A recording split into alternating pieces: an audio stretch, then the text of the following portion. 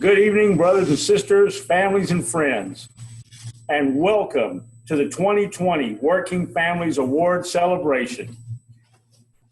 I am Lacey Wolf, President of the Texas Gulf Coast Area Labor Federation, AFL-CIO, and Business Manager of Local Union 22, the Insulators Mechanical Local here in Houston.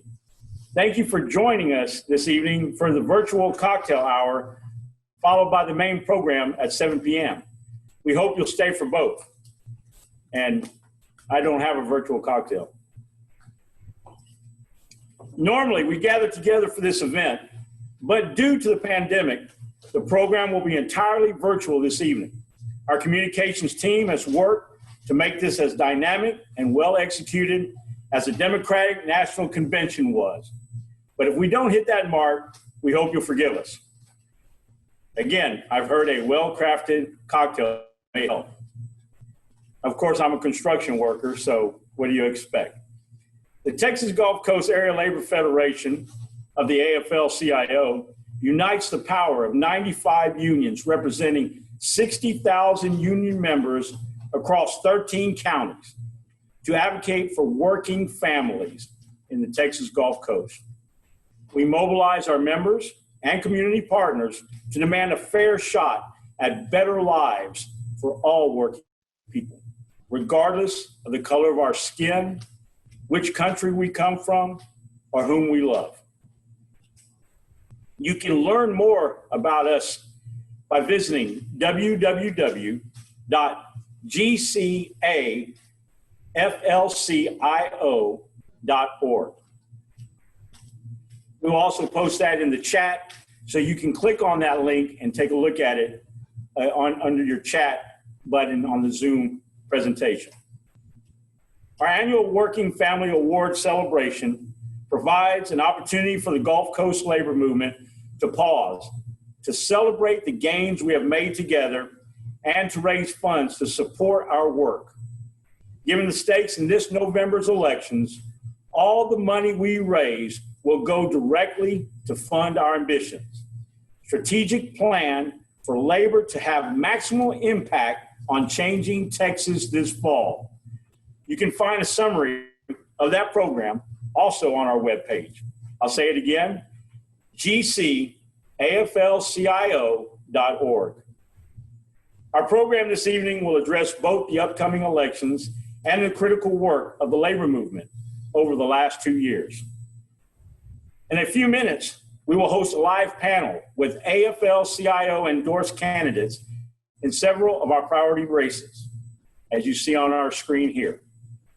You'll have an opportunity to write questions you'd like to ask the candidates in the chat box.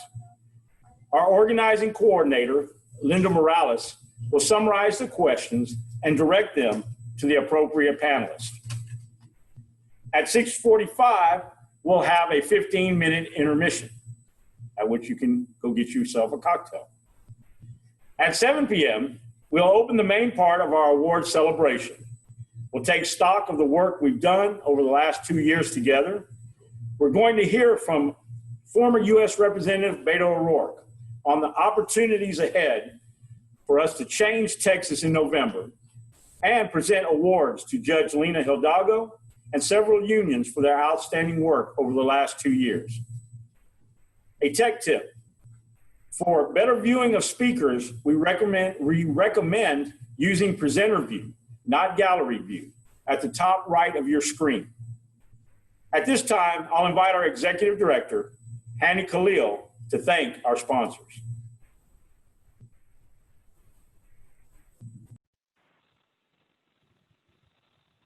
Thanks, Lacey, and good evening, everyone. I think it's undoubtable that this election is the most important in our lifetimes. It's a referendum on the future of our country, an historic opportunity to win real gains for working people across our state. It's also going to be one of the most challenging electoral seasons in memory, with the forces aligned against us, pulling out every trick they can to win. And so to meet this challenge, union members are stepping up across the Gulf Coast, from Galveston to Bryan, from Bay City to Anahuac, and everywhere in between. But we still need your help to reach the more than 300,000 voters and union households across our region. And so we asked you to help us meet the moment by sponsoring the Working Families Award celebration, and you responded in a huge way. And so I'm pleased to announce that today we have raised over $155,000 for our fall political program in just 5 weeks. So we're enormously grateful to the unions, elected officials and candidates, community organizations and community members that have chosen to invest in our political mobilization plan. So we'd like to take a moment to recognize a very long list of sponsors. So at the $10,000 A. Philip Randolph Champion level, thanks to the Communication Workers of America, District 6, the International Association of Machinists, and the International Brotherhood of Teamsters, Local 988. At the $5,000 Dolores Huerta Leader level, the American Federation of Government Employees, District 10, the International Brotherhood of Electrical Workers, Local 716, the Houston Federation of Teachers, AFSCME, and the Houston Organization of Public Employees, Local 123, the Houston Professional Firefighters Association, Local 341, the International Longshoremen's Association, the Laborers, Local 350, Transport Workers Union, United Association Plumbers, Local 68, and Pipe Fitters, Local 211, and the United Steelworkers, District 13. At the $2,500 John L. Lewis Fighter level, thanks to the Sci-Fair American Federation of Teachers, the International Union of Operating Engineers, Local 564, the Seafarers International Union, and U.S. Representative Sheila Jackson Lee. At the $1,000 Addie L. Wyatt organizer level, thanks to the American Federation of Teachers Lone Star College, the Association of Flight Attendants, CWA, Council 42, the Houston Gulf Coast Construction and Building Trades Council, the Insulators Union, Local 22, the International Brotherhood of Electrical Workers, Local 66, Iron Workers, Locals 84 and 847, the Marine Engineers Beneficial Association, District 1, Northeast Houston AFT, Service Employees International Union, Texas, the Texas AFL-CIO, the United Steelworkers, Local 131, and Young Active Labor Leaders, Houston. Among organizations, there's the Harris County Democratic Party. In addition, a range of individuals, Anna B. McCullough, Harris County Commissioner Adrian Garcia, Texas Representative Armando Wally, Brandy Voss, Texas Senator Carol Alvarado, Harris County Clerk Chris Hollins, Christian Menifee, Elizabeth Eakin and Mark Bankston, U.S. Representative Gene Green, retired, Justice Ken Wise, Mike Siegel, Harris County Commissioner Rodney Ellis, Semyon Kamal Khalil, Texas Representative Sinfronia Thompson, and U.S. Representative Sylvia Garcia. And let me also thank all those who contributed as well at the $500 and $100 and $225 level. There's too many for us to mention at this time. So we're grateful for the trust that so many of you have placed in the Area Labor Federation, and we commit to use the resources you provided us with strategically this fall. I'll now invite Jay Malone, our political director, to discuss our plan to win in November. Jay? Thanks, Annie. 2020 is a year of historic challenges, but also historic opportunities. We have the first shot in a really long time to elect pro-worker majorities in the Texas House, pro-worker majorities in the U.S. Congress, and to finally evict the union buster in chief from the White House. Our prospects are good. Our multi-county political plan is ambitious and strategic, taking into account which races are competitive, where labor can make a difference, and how we can talk to working families without being able to knock on doors. We have labor champions running up and down the ballot, running for municipal, county, state, and federal offices, some of whom are on the call right now. Due to the ongoing COVID-19 pandemic, we will not use door-to-door canvassing nor traditional voter registration, but instead the core of our strategy is doing what unions do best, organizing. Union members will have ongoing conversations with friends, family, neighbors, and coworkers to register them, persuade them to vote for AFL-CIO endorsed candidates, and vote early. The Area Labor Federation will work to ensure all of our volunteers have the training and tools necessary to reach out to their personal networks and get out the vote. We believe our message is powerful, but a powerful message is nothing without a powerful messenger. And we have more than 60,000 powerful messengers in the Gulf Coast labor movement. Thanks to our communications team, including a full-time graphic designer, we will also run digital ads and send mail to members throughout the region and in target districts. as well as offering an expanded local union mail program to help our affiliates effectively communicate with their members. This is a make or break election, and the Gulf Coast labor movement is ready to rise to the occasion. Back to you, Lacey. All right.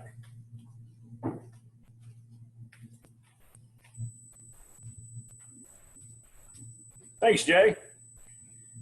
Jay's done a great job for us. A lot of the fabulous work that you've seen, all the graphics and what that we've given our candidates, just amazing work. Thank you very much.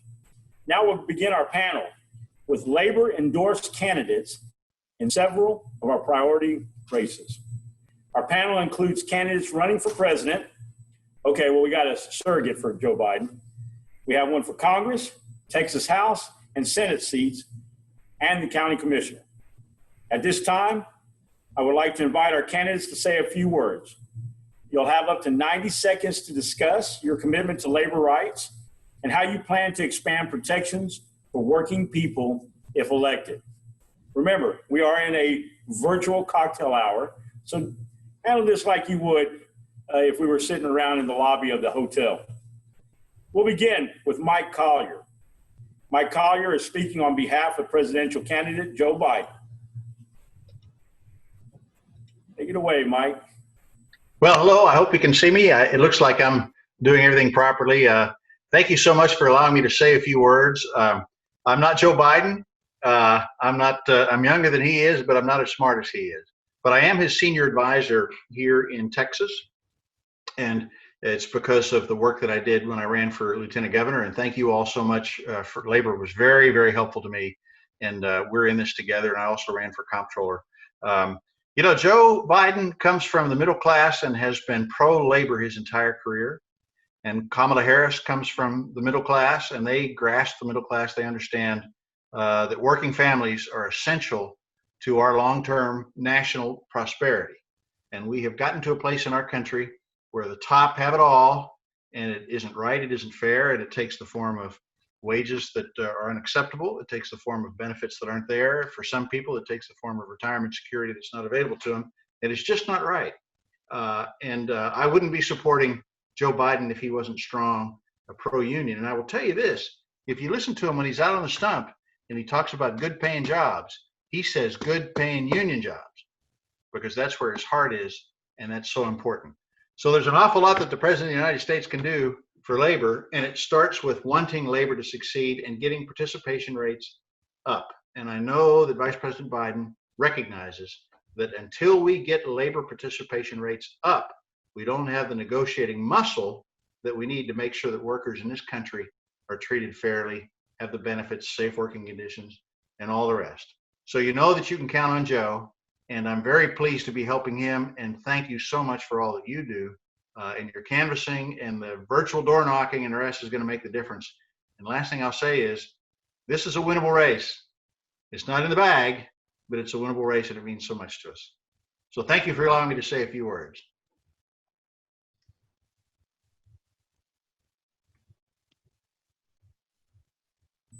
Thank you, Mike, for those words. Definitely, we're excited. We're excited about Joe Biden running, and thank you for being his representative here in Texas. In 2018, Congresswoman Lizzie Panel Fletcher won a tough race for the 7th Congressional District, and helping her hold that seat is a top priority this year. She's been a great friend of labor since she has taken office, and we look forward to many years continuing. Take it away, Lizzie. Thank you so much, Lacey. I'm so glad to see you on this Zoom video and to see so many friends who are here. I lost my video there for a second, sorry. I hope you can all see me now. I could see you, and I'm very glad to see you, to be with you tonight for this Working Families Award celebration. I agree with you, Lacey and Hanny, and all who have said before me and will say after me that this is the most important election of our lifetimes. I felt that way in 2018. I feel that way even more so in 2020. And I think about it today in particular as we are marking the 3-year anniversary of Hurricane Harvey.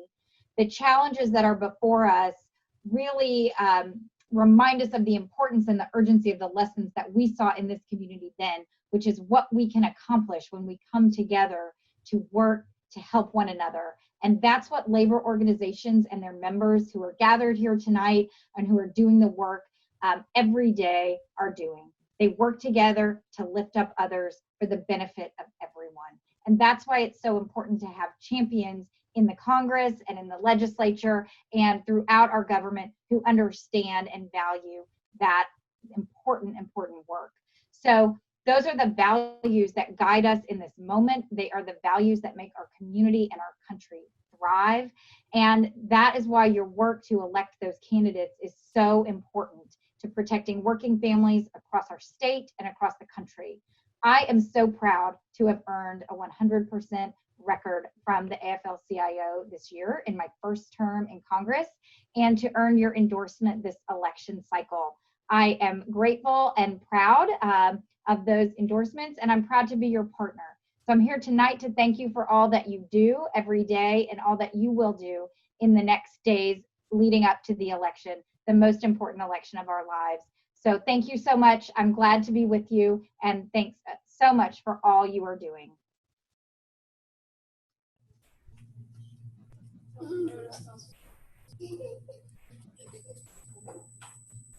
Thank you, Lizzie. It was great to see you too.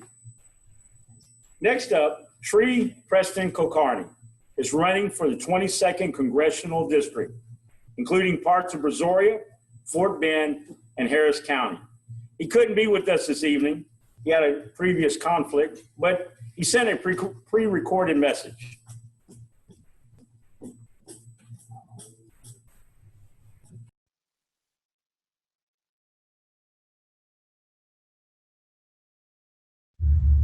Hi, I'm Sri Preston Kulkarni, your Democratic nominee for U.S. Congress in Texas's 22nd Congressional District. I served for over 14 years overseas in dangerous places like Iraq, but while I was serving, I was part of a union. And we need to let people know the history of this country, that our society was built on the labor movement. And that's why we enjoy the rights and protections that we have today. And that's why I'll be so proud to stand with AFL-CIO for workers every single day when I'm in Congress.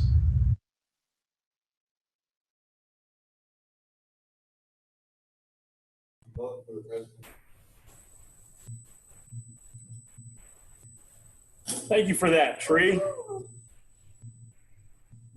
Next, we have Mike Siegel. Mike is running for the 10th Congressional District, running from the West Harris County, Northwest, through rural Texas to the city of Austin.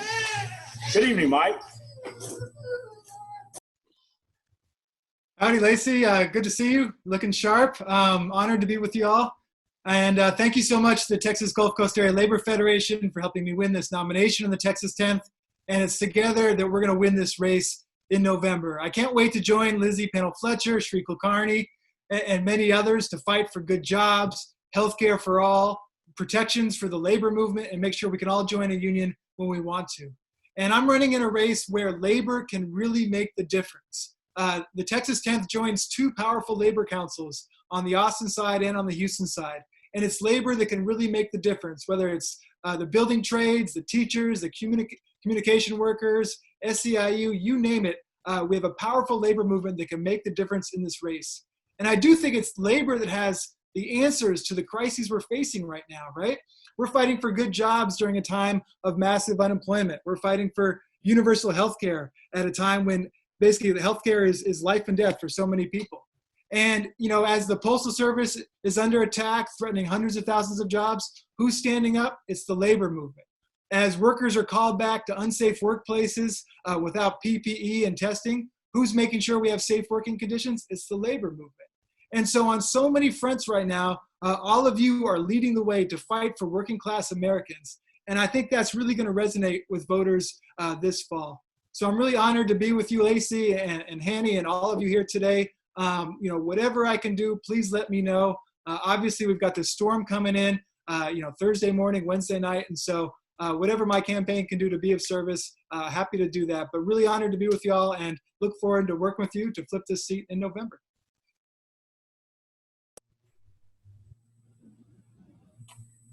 Thanks, Mike. Good to see you too. Next up, we have Seema Lajavardian. She is our endorsed candidate for the 2nd Congressional District in Central Houston. Good to see you this evening, Seema. Hi, Lacey. Thank you so much for having me here tonight. It's an honor being here. My name is Seema Lajavardian, and I'm running for Congress to recover the health of our working families, our economy, and our American dream. I'm going up against Trump's favorite Texan, Dan Crenshaw, a man who voted against the right to organize and increase our minimum wage, a man who broke his promise to lower drug prices and spread dangerous disinformation about this pandemic. It may look like a tough battle, but I'm no stranger to defying the odds.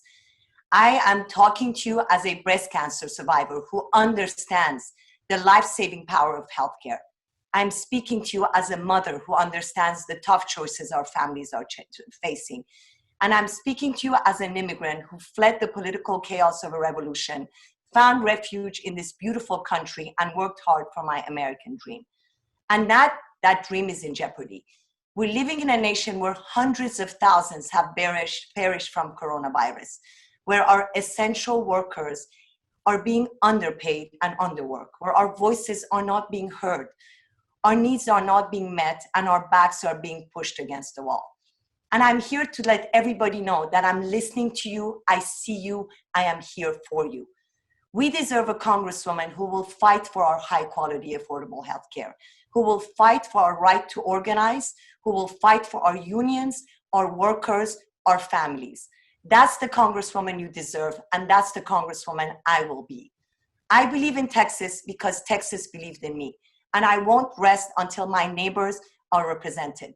This is an existential moment in our country. We are fighting for the soul of our nation. I hope you will join this movement.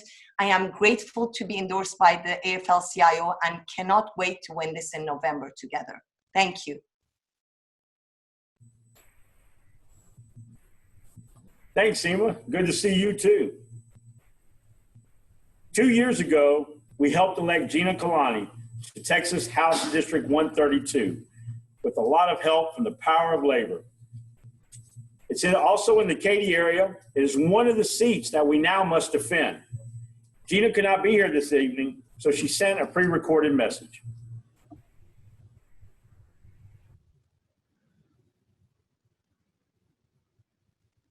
Hi, I'm Gina Klein. I represent Texas House District 132. That covers Katy, Cypress, and a little bit of West Houston. I was elected in 2018 as the first woman to hold this seat. I was talking to my middle son tonight earlier before I began to make this video, and I said, you know, I've got to make a video. And he said, well, who's the video for? And I said, the Union. And he said, like the Soviet Union? And I said, no, not like the Soviet Union. The union is an organization that helps to protect workers. I said, they're why we have a 40-hour weekends off, why we get paid for holidays, why workers are protected, make sure that there isn't any child labor. That made him smile. But these are things that we see eye to eye on, and I was so thankful to be able to work alongside with y'all in the 86th session. I filed a bill to protect women in the workforce when they're pregnant, to ensure that a employer would not force them to lift more than 25 pounds, and to provide a safe spot to nurse if they were nursing. And we were able to get a committee hearing, and y'all came and supported me, and I appreciate that. And I'm looking forward to going back in the 87th and ensuring that we have more protections for workers, and that we raise the minimum wage so that people aren't having to work, 2, 3, 4 jobs. And so I know so many other Texans are struggling, and I want to make sure that I can go back in the 87th and fight for each and every one of them. I just really appreciate every single one of you, and I hope y'all have a great night. Thank you.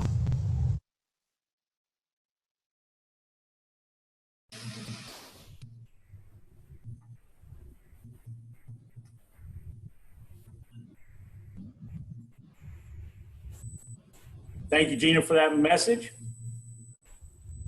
2 years ago, electing John Rosenthal to the Texas House District 135 in Northwest Harris County was one of our top priorities, and we intend to make sure he stays there with the backing of Union. John? Hi, y'all. Thank you so much for having me today. I'm John Rosenthal. I'm the state representative for Texas House District 135. And I'm all in with labor for good reason. You know, we are way past the time when corporations need state legislators to help them win rights over laborers. We have seen a degradation of workers' rights over the years. So for those that don't know me, I'm a mechanical engineer from the oil and gas industry. I have worked in machine shops and rig up yards for over 20 years. And so I'm right with our iron workers, our metal workers, our pipe fitters. But I also come from a family of educators. My daddy is a math teacher. So I'm all in with labor, and especially our teachers, our teacher retirees. There are so many issues I could talk all night about, and I won't. What I will do is I'll say I'm extremely grateful to you all.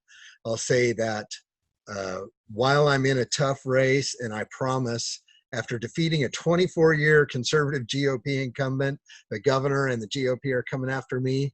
This is a Democratic district, and labor helped me win last time, and I believe we have a Democratic majority. All we got to do is wake them up. So the way, our path to making real improvements in Texas is to have a labor-friendly majority in the Texas House, and we are very close to that right now. And I firmly believe we can do it with your help and our hard work. All working together, we can win, and we can make a real difference for laborers, for the people of Texas, for our retirees, for all of y'all. So thank you again. I'm grateful. I'm a servant, and I appreciate you inviting me tonight.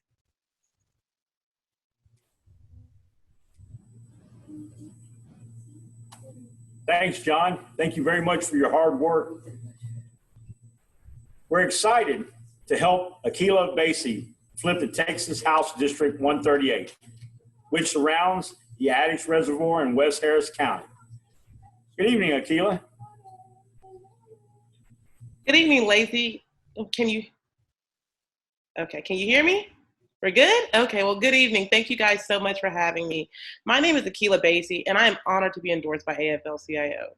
My father was a member of Communication Workers of America, and my mother was a member of the American Federation of Teachers. So I am a union daughter, and as a union daughter, I recall my father striking to prevent jobs from going overseas and worrying about, as a student, if there's going to be enough money to support me while away in law school.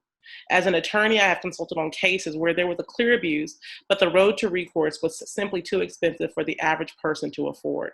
Both my personal and professional experience with unions and employment discrimination ignites my personal desire to see that fairness is applied to all workers. And in the event it is not, we need to make sure that down at the Texas legislature, we make sure that everybody has accessible recourses are available. And I am ready to fight with you guys and all these amazing candidates as well for employment rights that protect our workers and our working families. So I'm ready to get to work and flip this seat in November. Thank you guys so much for having me.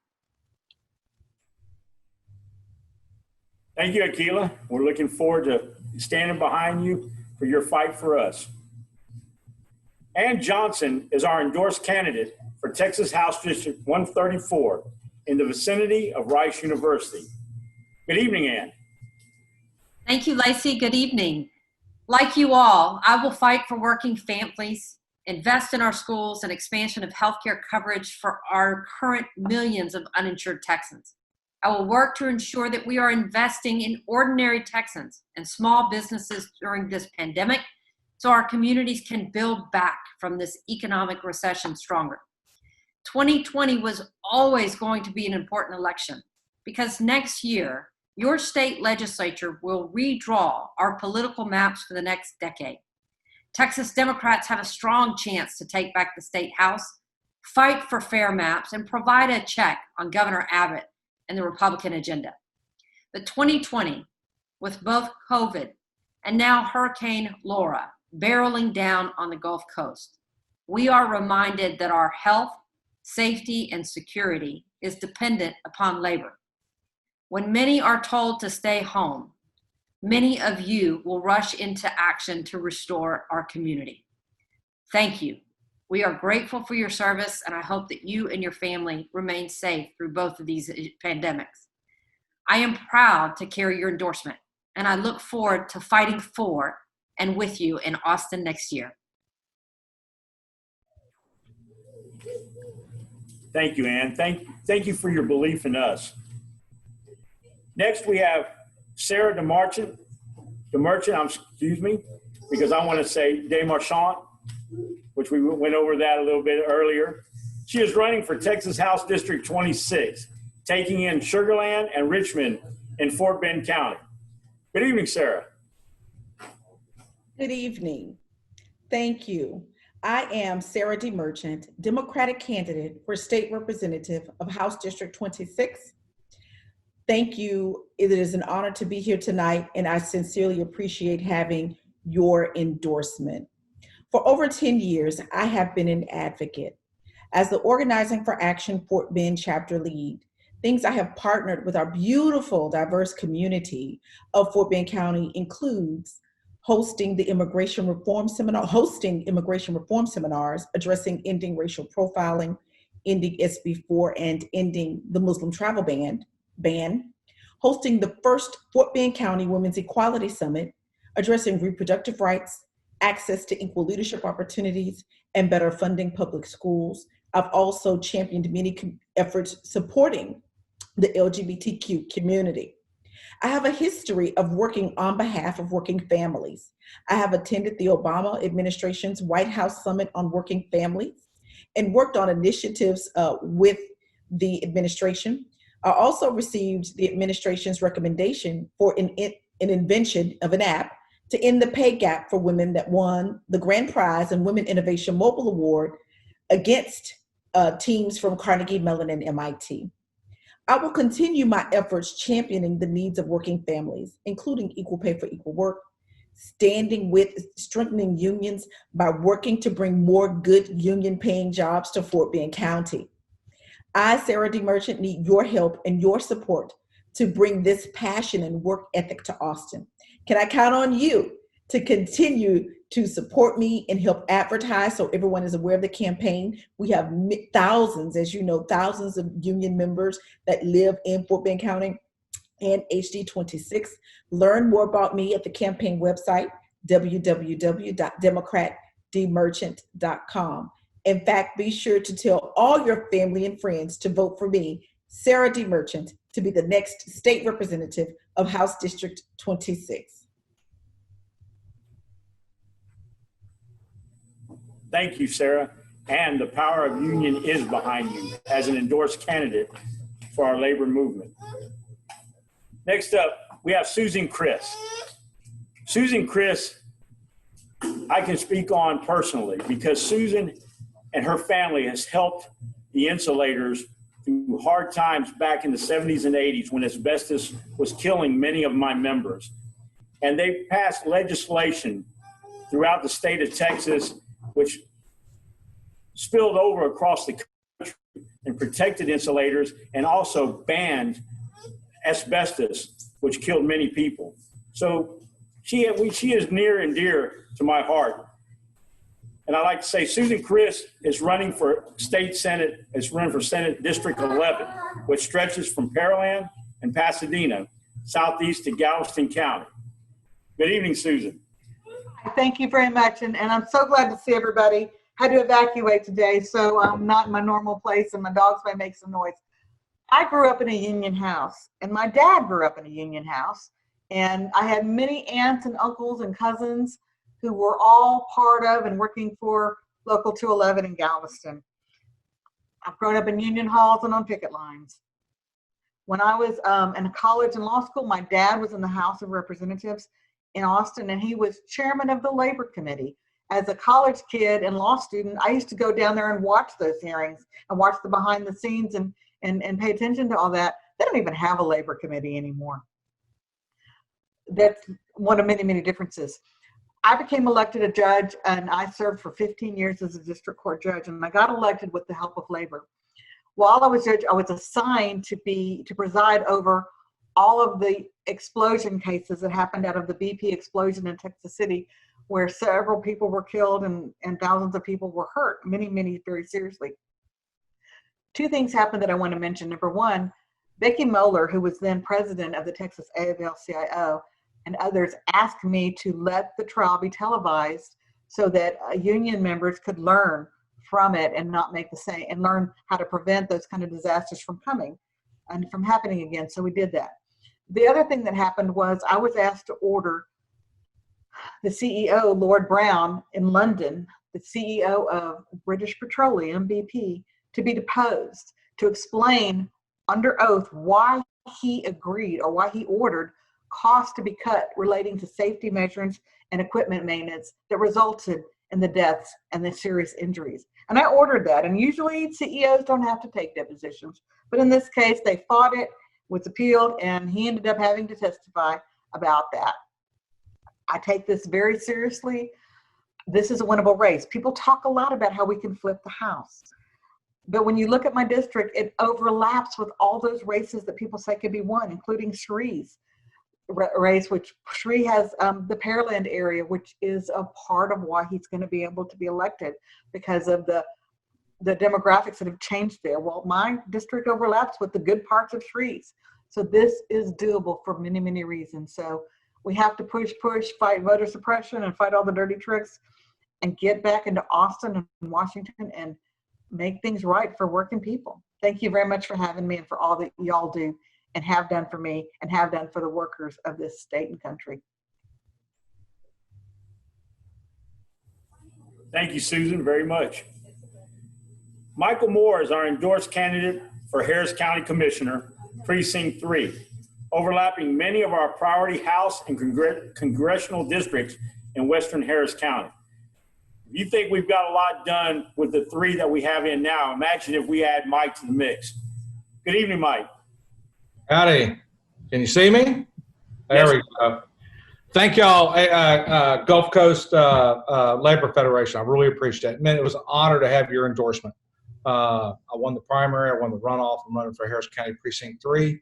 The entire west side of Harris County. It's been held by Steve Raddick for over 30 years. We're going to win it this year.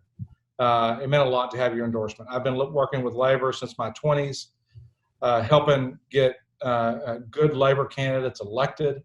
I served as I ran Bill White's campaign for mayor. I served as chief of staff. While as mayor, we signed contracts with the police union, the fire union. We signed a contract with the union. We also gave the municipal employees their first contract ever at the city of Houston. They never had a contract before. We gave them, and we also gave them meet and confer. And we did it with a unanimous vote at the city of Houston. I'm proud to be supporting labor. My wife is a union member. She's a member of AFGE. She works she's a licensed clinical social worker at the VA hospital, and very proud of what she does. So I've got a union household. The race, it has been held by Republican Steve Raddick for over 30 years, but that's about to change.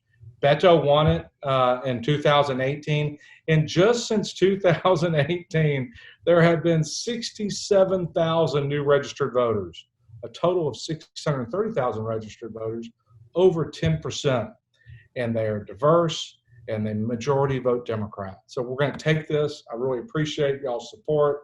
I do overlap with almost every single speaker you've had on here tonight, including Lizzie, Gina, John, Akila, and many others. So I need y'all's help in the November. Thank you for your support. I really do appreciate it.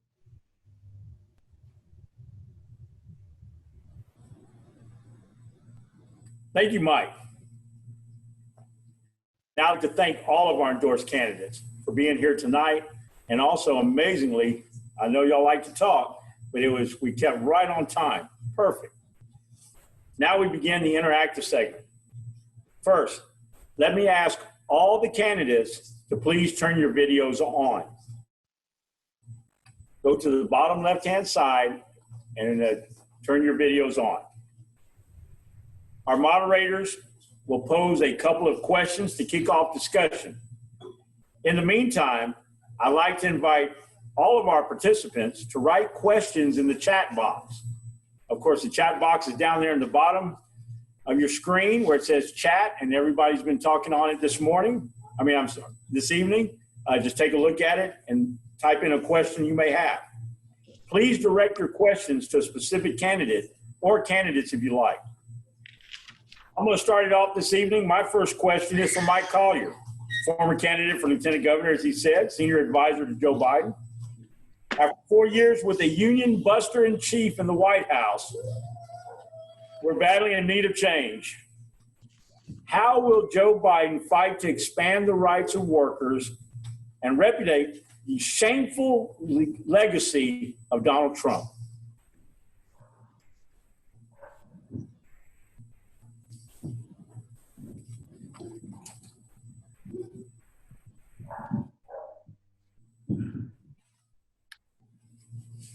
Mike left. Drop off the call, unfortunately, so he won't be available to take the question. Oh, dang. Wow. You know, the one that, while we're all fighting so hard, definitely. Okay. Well, I have another question. Sorry to keep y'all hanging back a little bit. My next question is for our congressional candidates. I'd like to ask Representative Lizzie Pennell Fletcher to respond first, and then give Mike and Seema a chance to respond. Please answer in about 30 to 45 seconds. Here's my question. With nearly 180,000 dead and unemployment in many cities at depression levels, working people are paying the price for the Trump administration's failure to respond effectively to the COVID-19 pandemic. With Joe Biden in the White House, what initiatives should Congress launch to protect workers' health, provide relief, and strengthen working families' balance sheets? Lizzie, we'll start with you. Lacey, Representative Lizzie has had to go off, so we're going to go right to Mike Siegel. Mike? Hey, Mike, you're up. Right on. Thank you, Lacey. I mean, big picture, this could be a tremendous opportunity. If we take back the White House, we maintain the House, and have the Senate, this is the time to put, for example, the Employee Free Choice Act back on the table. Let's get card check. Let's make it easier to join a union. Let's get protections against retaliation. Make sure that every worker who wants it can get a union job and join a union.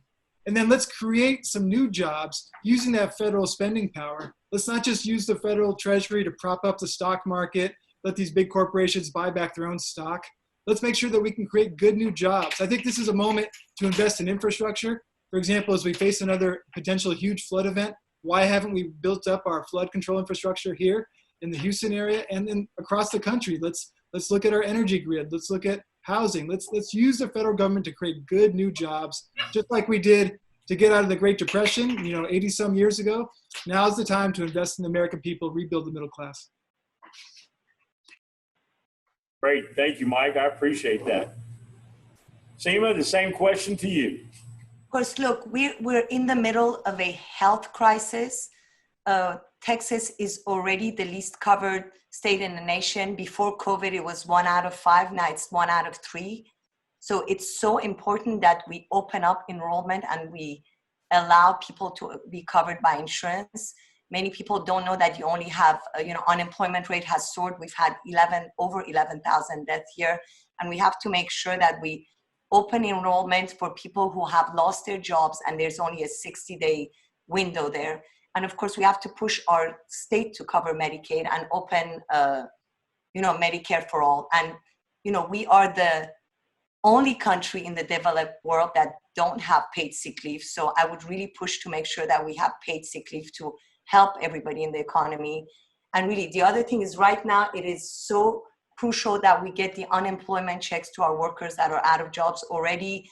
The first CARES Act we had till end of July, it's ending, and it's crucial that we get this money in the hand of our workers right now. Thank you, Seema. That's what we're fighting for, especially the answers that both you and Mike gave. Really appreciate that very much. We could stay here all night and talk about how we can change things, because it wouldn't be very hard, that's for sure. So I'm going to pass on now the questioning to Hanny. I believe Hanny has a few questions for y'all. Hanny? Hey, so my question is for our Texas House and Senate candidates. I'll ask Representative Rosenthal to respond in 45 seconds and then give Akilah, Ann, Sarah, and Susan a chance to weigh in too. So despite claiming to support local control, Governor Abbott and Republican Texas officials have sought to restrict the authority of counties and cities to implement policies that would expand protections of working people, like paid sick leave. So during this pandemic, Abbott has gone as far as overruling his own orders to snub his nose at local officials. It's nuts. So if you had 45 seconds to talk to the leadership of the House or Senate, what would you recommend that they do to protect local control so we can expand protections for working people? John? Thanks, Hanny. Great question. For those who purport to support local control, they certainly have done everything that they can do to fight against it right now. And this pandemic has laid bare the issues that we all need to be fighting for, right? And it's also shown the great leadership of our big city mayors, our county judges. And I would like to thank the governor for following County Judge Lena Hidalgo's lead in enacting a mask order. Although he was late, finally came around to doing it. Now that that's been done, we see our infection rates starting to come down. So all I would encourage our governor to do is, we have got some very talented, very driven people in municipal and local leadership positions, our county judges and our mayors, working in the interest of the people, being unconcerned about the political ramifications. Follow their lead, follow the science, go after testing in the biggest way we know how, and follow the lead of those who are most interested in helping our people in Texas. So that's what I would say. I'll go next. This is Sarah DeMerchant. I absolutely support local control, joining with Representative Rosenthal in adding particularly to COVID. Each county should have a Health and Human Services division that reports into the county judge. And on the Health and Human Services committees, they work and they are the ones that are really leading the testing efforts for COVID. So when you have local control, you have people who have intimate knowledge of the community of which they live and work every day. So when it comes to making decisions for the local community, you need someone who has that type of experience. Pushing it to a level of government that doesn't have intimate knowledge and that's not taking advantage of what our taxpayer dollars are already paying for to monitor the health and wellness of the local communities makes it a moot point. So we have this existing infrastructure in place. We need to use our tax dollars as efficiently as possible and still continue supporting. We need to go back to supporting local control. Another example I like to use is fracking. In regards to fracking, if you're living in North Texas and your community never had earthquakes but started immediately after fracking, then you're the ones who have to live every day with the concerns for safety for your family in regards to your water, in regards to your infrastructure in your homes. And so the ones who are living locally have to be in the driver's seat because they're the ones that ultimately have to deal with the ramifications for those decisions.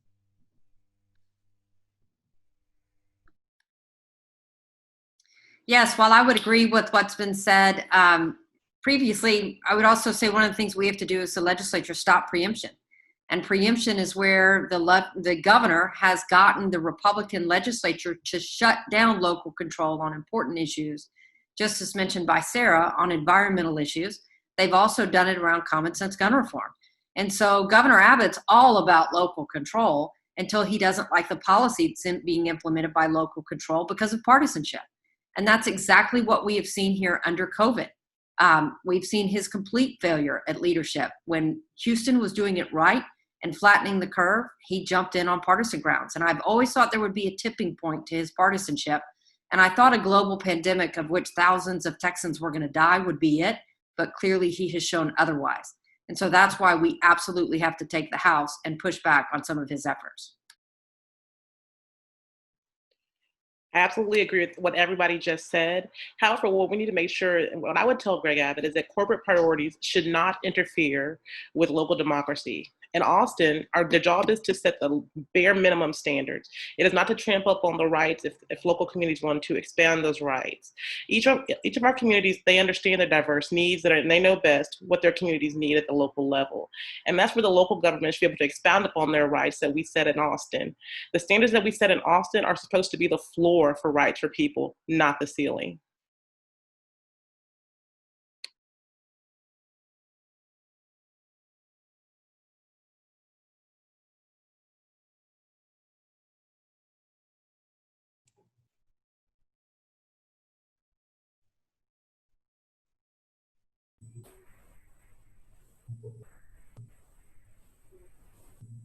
Okay, thank everybody for those answers. I don't think we have anybody else there. We're going to move on to Linda. We're going to see what we have in the chat room. I'm sure Linda has some questions for our candidates from the chat room. Linda, take it away. Yes, I do. Linda Morales. Well, I'm going to direct this one first to our commissioner to be. And as soon as I get this technology working, Commissioner, how are you, sir? Texas doesn't have an income tax, and the ability for counties to raise funds was further limited by a property tax cap that passed in 2019 session. What can be done to ensure that our state and county governments have the resources that they need to ensure that all of our kids go to a good school, that our roads are safe to drive on, and that we're ready to build when the next storm hits? Take it away, sir. Elect John, Gina, Akila, and to the State House. We got to win back the State House. I've been out to Cy-Fair Democratic Club talking, and I talk about John, how important winning the State House back. Without that, it's not going to happen. I'm sorry, Lynn. We got to start. It's got to go to the state level. It's very important on the local level. Basically, the county is an arm of the state government, so we're not going to be able to change it here on the county level. It's those folks I just mentioned. So we got to win back the State House, and that's just it. It's just unbelievable that local control is even an issue in this day and time. So the win back the State House and win the commissioner precinct. My commissioner precinct is 1.2 million people. It covers the entire west side of Harris County. Gina's district's almost entirely in it. John's district's about half in it. Akila's district is about 30% in it, and Johnson majority's in it. So I've also got Lizzie Fletcher, Samasima, and Mike. So it's mine's a really important race. I'm down the ballot. Remember, vote down the ballot, but let's take back the Texas House. Thank you, sir. Appreciate that. This question is for State Senator to be, Ms. Chris. If Democrats win a majority in 2021, we'll still have a Republican governor, a Republican lieutenant governor, and most likely a Republican-controlled Senate. What can the Democratic House members, or what can you do to help advance a progressive pro-worker agenda in the 2021 session? Ms. Chris? I'm not conceding that they're not going to have more Republicans, more Democrats in the Senate. We have to just fight every fight there is. And one thing you have to do is you have to be able to work with the other side. When my dad was there, I saw that happen. That was the norm. When the last session, the midterm showed the Republicans that they had to make some changes, and they did. Now, they made short-term changes because they thought they would just get them through the next election. So I'm not worried about that. When they see that the voters have a mandate and that their next election depends on it, then all of a sudden they become a lot more reasonable, and I'm confident that's going to happen. Thank you, ma'am. Appreciate that. Okay, to our congressional candidates, here's one that keeps popping up on our chat box. Many Americans falsely feel that Donald Trump is fighting for American jobs. What is your idea for keeping and attracting manufacturing jobs to America? And whichever congressional candidate would like to respond, the floor is now open. Right on. Well, I'll jump in first and see Decima. Great to see you, Linda. I think this is a tremendous issue. You know, I think Democrats, we should be the party of jobs and create many, many more jobs. While under this administration during this pandemic, because of failed leadership at the State House and the White House, we've lost tens of millions of jobs. We should be fighting to create millions of good new jobs. And like Lee Medley from the Steelworkers says in the chat, we should be building things here, manufacturing things. And so that could be in the energy sector, whether it's wind turbines, solar panels, you name it. It could be with medicine. You know, we've had a big supply line problem with pharmaceuticals. So we should be building those things here, manufacturing those drugs here. It can be infrastructure, medical devices, you name it. A big problem is the trade relations with China, the imbalance, how they're cutting prices and hurting American workers. We don't need to adopt the Republican kind of racist mindset to demonize the Chinese people, but let's acknowledge this economic injustice is occurring, and let's invest in creating those jobs here. And I think that's a winning message. It's the right thing. It's good for the world, good for the environment, and it creates solidarity among workers. So to me, that's a huge issue. And I'd really love to, if from Joe Biden on down to the bottom of the ticket, if we're all running out of jobs program, I know we're going to win. Thank you, sir. Appreciate that. Any other congressional candidate out there would like to respond? If not, I'll move to another question. Okay, well, let me move on to another question. This one for state reps or state senate. The governor intercepted the Federal CARES Act dollars intended to assist local school districts to fund the changes necessary to open schools safely. He is now insisting that schools open in unsafe conditions or risk losing state funding. What is your plan to counter these draconian actions by our state government? Can I start with this one? Absolutely. Take it away, sir. Thank you so much. And there are very few things that have heated me up more than this. The problems with testing, one of them, but this really heats me up so bad that I wrote a letter to the governor and sent it, I think it was last week or the week before. The notion that the state government is basically stealing money from the school districts and using CARES Act funding to supplant money that we appropriated for those school districts pisses me off worse than anything. And I think we can build an extremely strong coalition of legislators to push back against this, because it's not just the Democrats and the pro-labor people. We got pro-education people on the other side too. Let's work with the people who will be friendly to our causes and make that stuff happen. But for Governor Abbott and Texas Commissioner Mike Morath, they are flat out stealing from our school districts, and they are stealing money that we worked so hard to appropriate for them. So the part of the result of flipping 12 seats in the previous election was we got a huge boon for school funding, and they are appropriating that right now. So on top of the letter I already wrote, we need to go and push back strong against that with a majority of legislators in the Texas House, and hopefully we can bring some from the Senate too. But that has to be reversed. Screw that noise. Thank you. Thank you, John. Love that. Anybody else want to respond to that?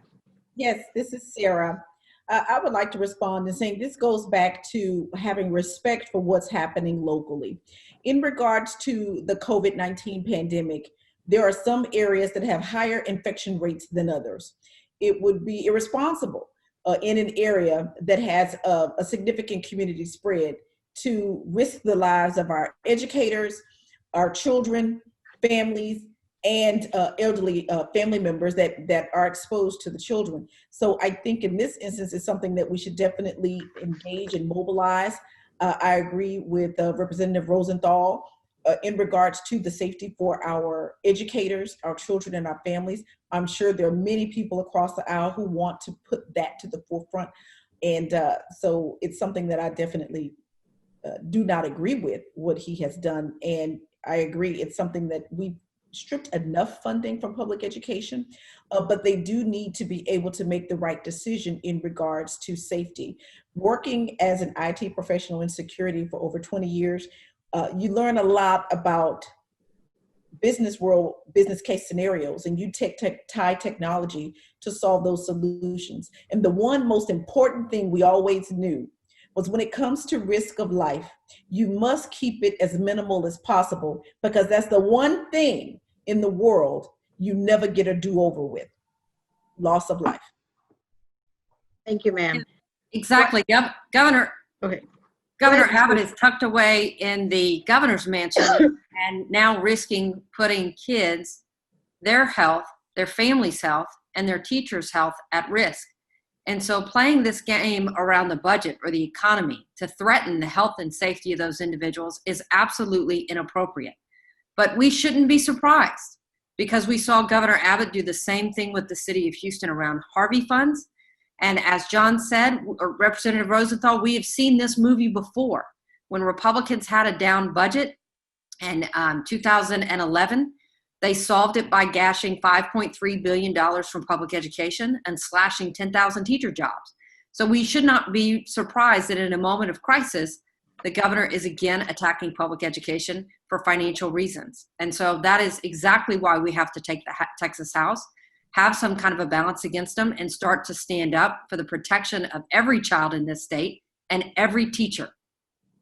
Thank you, Ann. Ms. Chris, I'm going to call on you. I know you had your hand up, and I apologize, didn't catch that. Ms. Chris.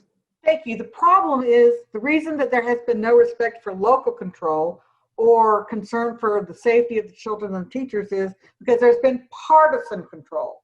And what the people who have been in charge of our government have done have made every decision, whether it's about schools, whether it's about workers, whether it's about anything, it's our local control. It's about, what will help us win power and more power and keep power? Every decision is based on what gets them to the next election and what helps their donors and their people who are in power keep power. That's the bottom line problem for every issue that's been raised.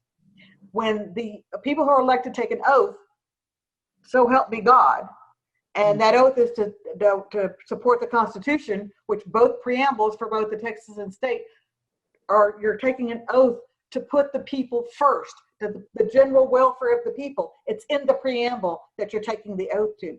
But instead of living that oath, what these people have been doing, these Republicans have been doing, instead of so help me God, keep the oath, it's so help me God, okay? And that's what the problem is.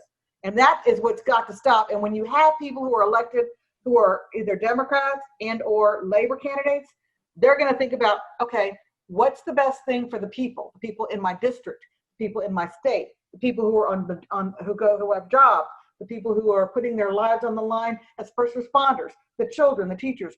What's the best thing for all of them? And then make the decisions accordingly instead of what keeps us in power to keep just maintaining power. That's the bottom line. Thank you. Thank you very much, Ms. Chris. I'm going to go back to the chat box. We got a couple of questions that anyone can respond to, but I just asked as a courtesy to let those that haven't spoken take the stage. This is Tenny candidate IATSE, which is our arts union. They've lost many jobs. Most of them work in the downtown arts industry, and of course, due to pandemic, that they've lost many jobs. They represent all forms of workers in the entertainment business. They were the first to be sent home and will be the last to return. Many of them will not be returning until March or April of 2021, and they also feel that they're the forgotten industry. Many talks have been held to protect the industry, such as the financial institutions, manufacturing service providers. The question is, will you speak to how you or your colleagues, including those that don't always agree with you, to protect what you will do to help protect workers and help protect the arts in our community? And again, it's an open question. Whoever wants to take it first, the floor is now open. Linda, I'll jump in. I think I'm the last federal candidate left.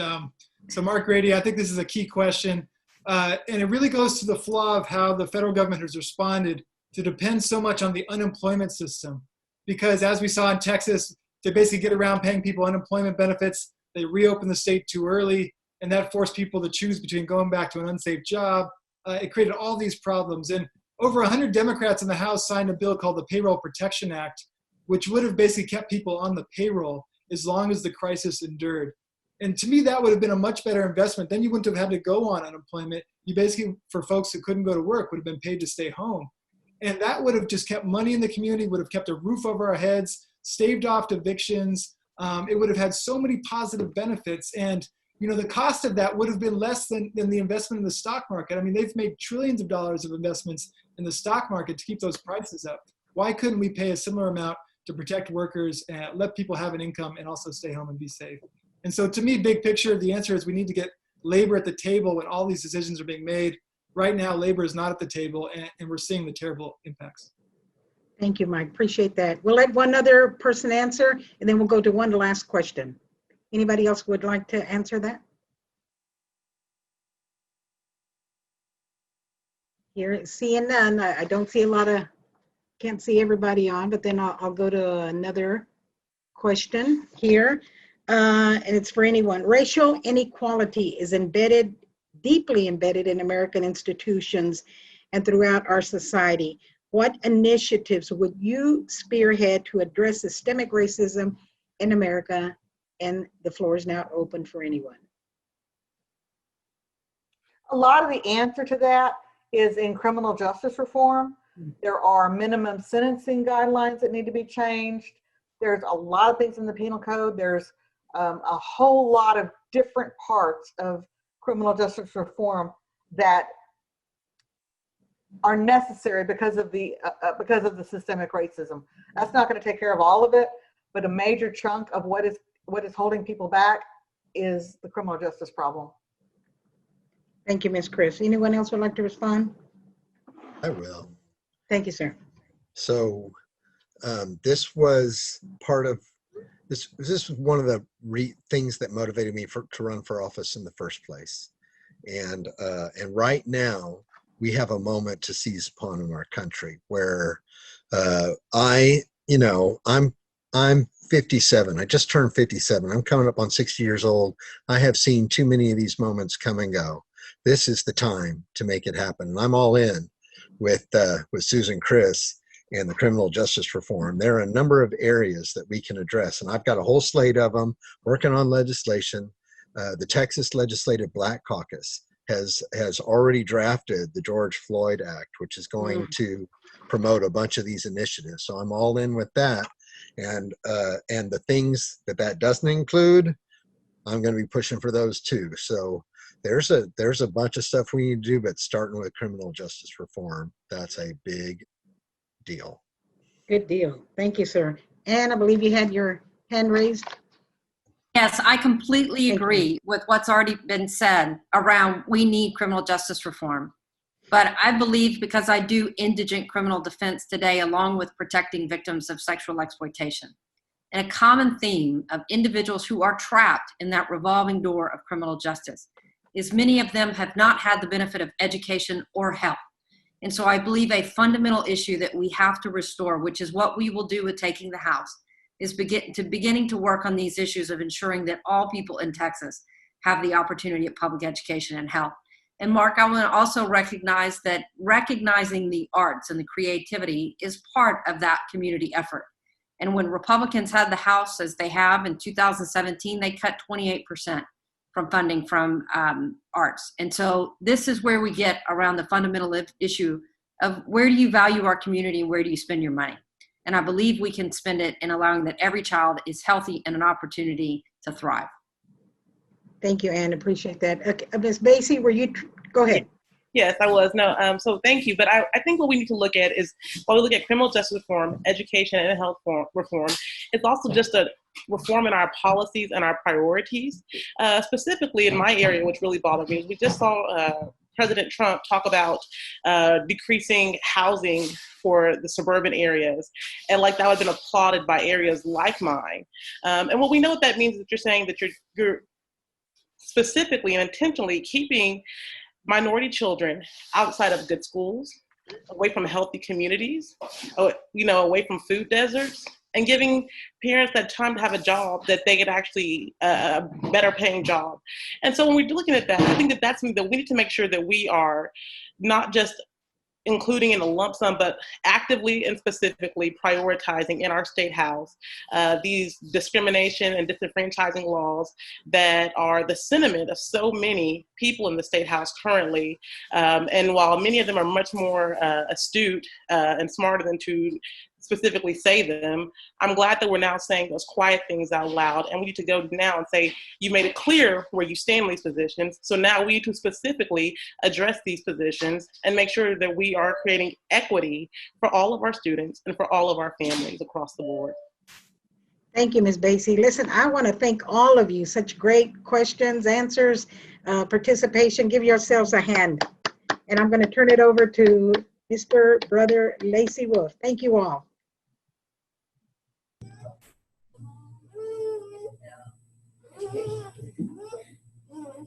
Thank you, Linda. That was quite a question and answer session, that's for sure. I'd like to thank all of you candidates for your thoughtful responses. It's clear to me that if we are successful in electing the slate of candidates in November, we're going to have a lot more opportunities to change the rules to benefit working people. And we ask you candidates also to be unapologetic when you stand with us, stand with labor when we're fighting for the rights of working people. We're going to now take a short intermission. We ask you please do not log off. And we're going to start the main award ceremony with our keynote speaker, Beto O'Rourke, at 7 p.m. Please do not log off. We'll see you at 7. Enjoy your intermission. Thank you.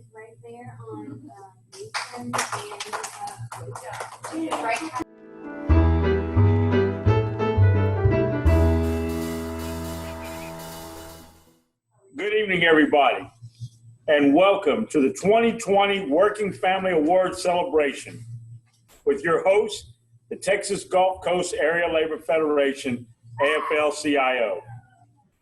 If you just joined us, I'm Lacey Wolf, President of the Texas Gulf Coast Area Labor Federation, AFL-CIO, and Business Manager of the Mechanical Insulators, Local Union 22. This is the 4th Working Family Award celebration, which provides an opportunity for the Gulf Coast labor movement to pause to celebrate the gains we have made together and raise funds to support our work. Given the stakes in this November's elections, all of the money we raise will go directly to fund our ambitions. Strategic plan for labor to have maximal impact on changing Texas this fall. You can find a summary of that program on our webpage, www.gcaflcio.org.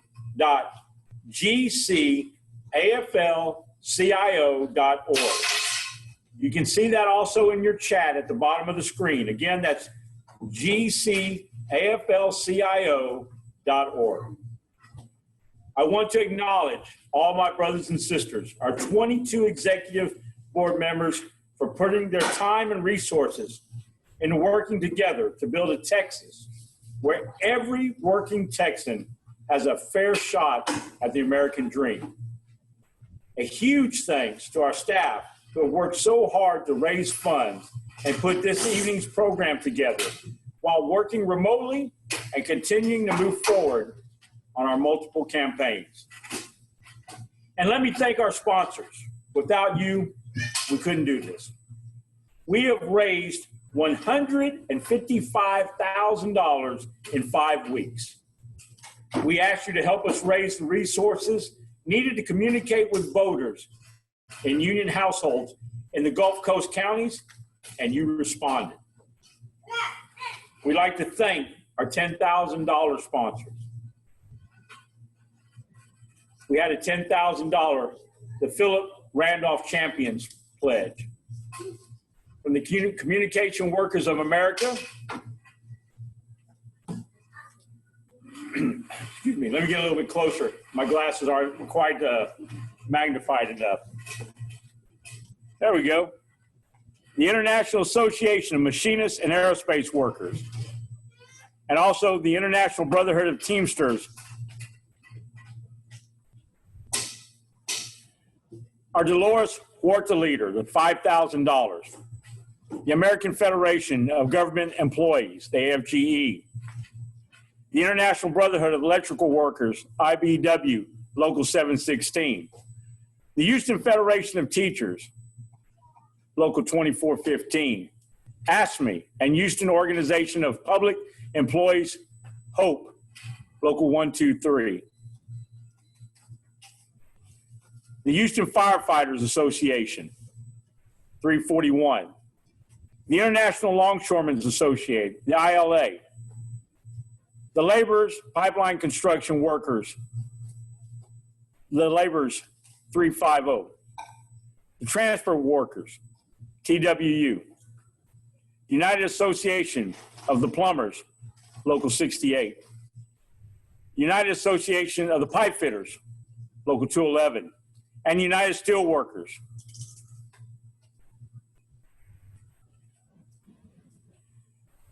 Under the $2,500 pledge, the John L. Lewis Fighter, the Cy-Fair American Federation of Teachers, Local 6448, the International Union of Operating Engineers, Local 564, the Seafarers International Union, and also U.S. Representative Sheila Jackson Lee.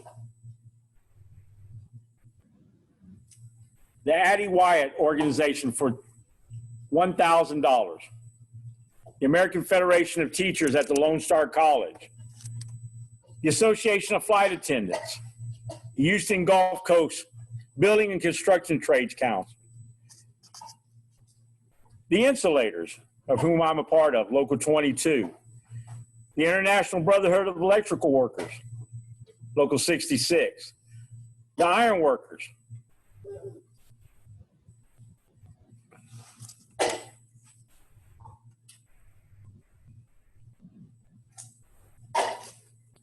The Houston Federation of Teachers. The SEIU, the Service Employee International Union. The Texas AFL-CIO, United Steelworkers Local. Young Labor Leaders. The Harris County Democratic Party. Anna McCullough. Harris County Commissioner Adrian Garcia.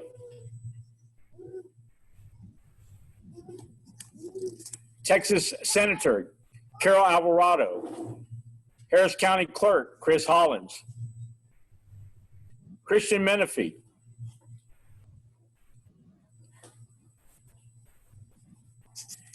Harris County Commissioner Rodney Ellis.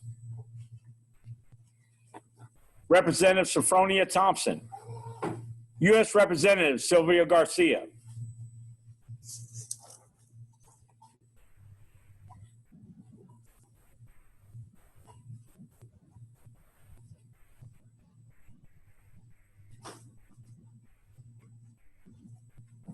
Also, we have Texas Representative Armando Wally.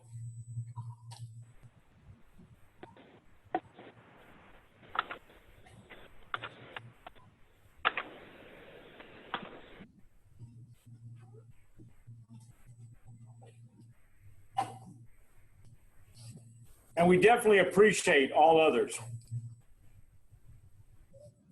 We are thankful to the unions, elected officials and candidates, organizations, and community members that have placed their confidence in our plan to win in November. I'd like to recognize several AFL-CIO endorsed candidates, elected officials who have joined us. Jay, could you bring that up, please? Yeah, absolutely, Lacey. We're thankful to be joined by Congressman Al Green, Representative Ron Reynolds, and Judge Leslie Briones, as well as AFL-CIO endorsed candidates Christian Menifee, who is running for Harris County Attorney, Jane Robinson, who's running for Chief Justice of the 14th Court of Appeals, Veronica Revis-Malloy, who's running for the First Court of Appeals, Place 3, George Lindsay, who's running for the 56th District Court in Galveston County, Penny Morales-Shaw, who's running for House District 148 and is the Democratic nominee. We also have Tavia Bell, who's running for the 339th District Court, and Tanisha Hudspeth, who is running for the for Harris County Clerk.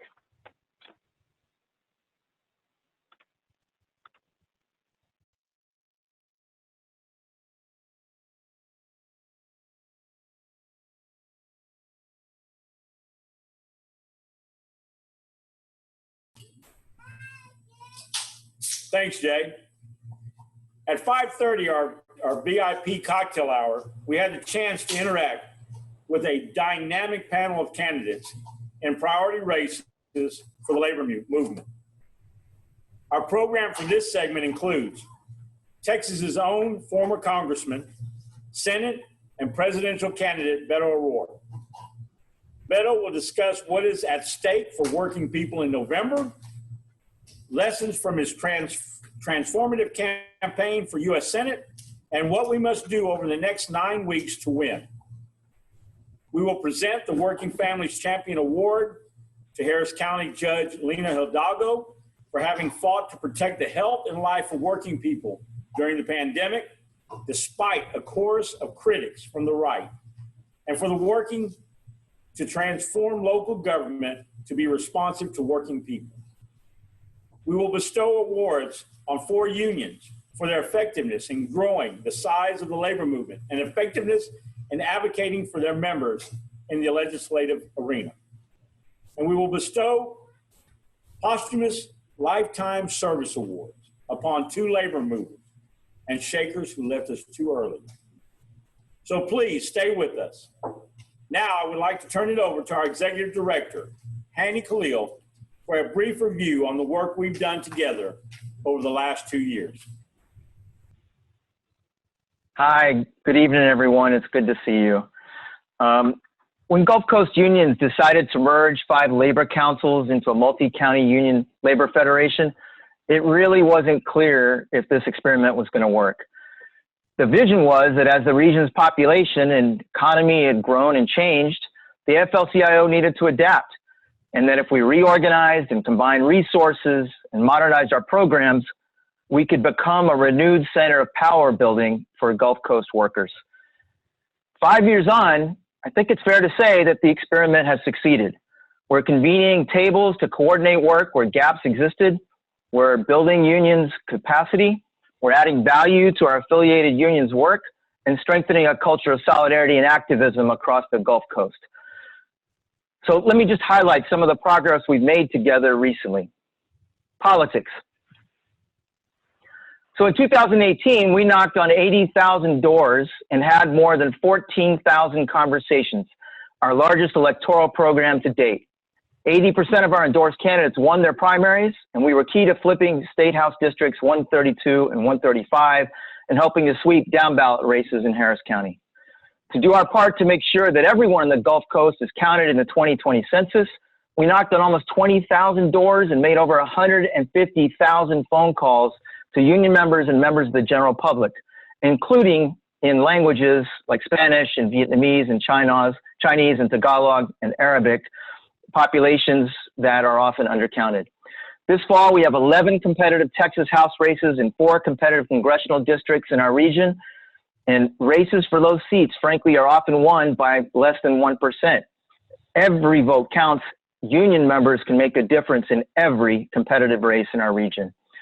Our 2020 Worksite Political Education Program will bring this field expertise to the shop floor. We have goals to register 7,000 union members, identify and turn out 30,000 members in targeted state house and congressional districts, and build a lasting infrastructure for ongoing political education. Communications. In January, we launched a pilot project to modernize our communications capacity. And we now run, which in my opinion, one of the most effective comms programs of a labor council in the country. Just a couple of examples. We've expanded the number of channels we use to communicate with our members and the broader public from 3 to 7, adding YouTube, Instagram, and a Medium blog. We're now regularly featured in the local press. In the last month, our digital ads have reached over 60,000 union members across the Gulf Coast region, and we reached hundreds of thousands of community members in the last 6 months. And thanks to our in-house design team, we can quickly create engaging graphics for social media and endorse candidates, design professional mailers, and so on. Let me talk a little bit about our coronavirus response. Since COVID hit, we have convened a weekly table for our affiliated unions to craft a shared policy agenda, execute campaign plans, and share information. And based on the priorities identified, we worked with Harris County Judge Hidalgo to issue WorkSafe guidelines to protect the health of essential construction and grocery store workers. Our advocacy was instrumental to moving Houston City Council to create a $15 million rental assistance program. a program that was exhausted within 90 minutes of going live, followed by an additional $20 million in rent relief. We also moved 6 Democratic Harris County justices of the peace to suspend their eviction dockets. We helped get Harris County Commissioners Court to enact a $30 million pandemic relief program, which will allow low-income families, including undocumented workers, to use cash grants to pay for rent and utilities and other needs. We've driven a debate in Houston for a new round of federal COVID relief through the HEROES Act. Over 150 cars joined the June 17th Workers First Caravan for racial and economic justice. We mobilized unions to participate in the July 22nd National Phone Bank to Senators and coordinated a press conference in die-in on July 28th, targeting Senator Cornyn, who needs to go. We're collaborating closely with our AFT affiliates as well to amplify their call to reopen schools safely. Let me talk a little bit about our support for affiliates organizing and raising of labor standards. So working with our building trades unions and community partners in the Build Houston Better campaign, we negotiated a set of standards on the first $120 million tranche of Houston's Harvey multifamily housing construction with the city of Houston. Workers on the projects now get paid fairly, are safe on the job, and get training that puts them onto a pathway into a good construction career, not just a short-term job, all while leveling the playing field for responsible contractors. And at the President's Organizing Initiative table, we're convening unions to support each other's organizing efforts, deepen organizing capacity, and coordinating campaigns strategically where opportunities are found. Racial justice. When George Floyd was murdered, our affiliated unions sprang into action, seeking to call out systemic racism and be faithful partners to the racial justice movement. We turned out for the massive march in downtown Houston and held vigils and actions across the region. We produced a video called "We Are the Texas Gulf Coast Labor Movement and We Fight for Black Lives," which will play at the end of this program. We've advocated loudly for reform in the Mayor Turner's Police Reform Task Force, and we've called for the removal of Confederate monuments. Let me also say a bit about our finances. As our capacity grew and programs improved, we've attracted more investment. We've grown from 87 unions to 95, increasing the number of union members affiliated from 45,000 to 60,000, a third increase in 5 years. And the AFL-CIO, foundations, and a broader section of the community, including the people that are part of this evening tonight, are now contributing to our work, including, and we are really grateful for the support that we've received from each of you. With that support, by the way, we've also renovated our hall, so it's a home the Gulf Coast labor movement can feel proud to meet in and strategize in. So as a federation, there is, I think, no question we still have our growing pains. But the future of this Labor Council as a vehicle to build power for Gulf Coast working families, in my view, looks bright. And I'll now turn the program over to Claude Cummings, Vice President of District 6 Communication Workers of America, to introduce our keynote speaker, Beto O'Rourke. Claude? Thanks, Hanny. Beto O'Rourke needs little introduction. He represented Texas's 16th Congressional District in the United States House of Representatives from 2013 to 2019. When I first met Beto, he didn't show up with his palm out. He showed up with a plan. Beto didn't show up with only his ambition. He showed up with a purpose. Beto didn't show up asking people to work for him. He showed up ready to go to work for all of us. Beto ran a heroic campaign against a horrendous man. That's the nicest thing I can say about Ted Cruz. Beto ran a smart, tough, and innovative campaign that just fell short. And then Beto made all Texans proud with a strong, positive, principled run for president that ended way too early. Beto has now used his organizing skills and innovative nature to work helping all of us. Beto's political organization is well named Power to the People. That is exactly what he is doing with it, returning power to the people. Over the last several weeks, Beto's organization has recruited, organized, and managed volunteers to make millions of voter contacts across Texas in every competitive state house, congressional, and key county races in our state. He is providing and sharing not just an invaluable service, but an essential tool that will make every campaign, every candidate smarter, better, stronger, and more effective. Please, let's welcome Beto O'Rourke to our award celebration.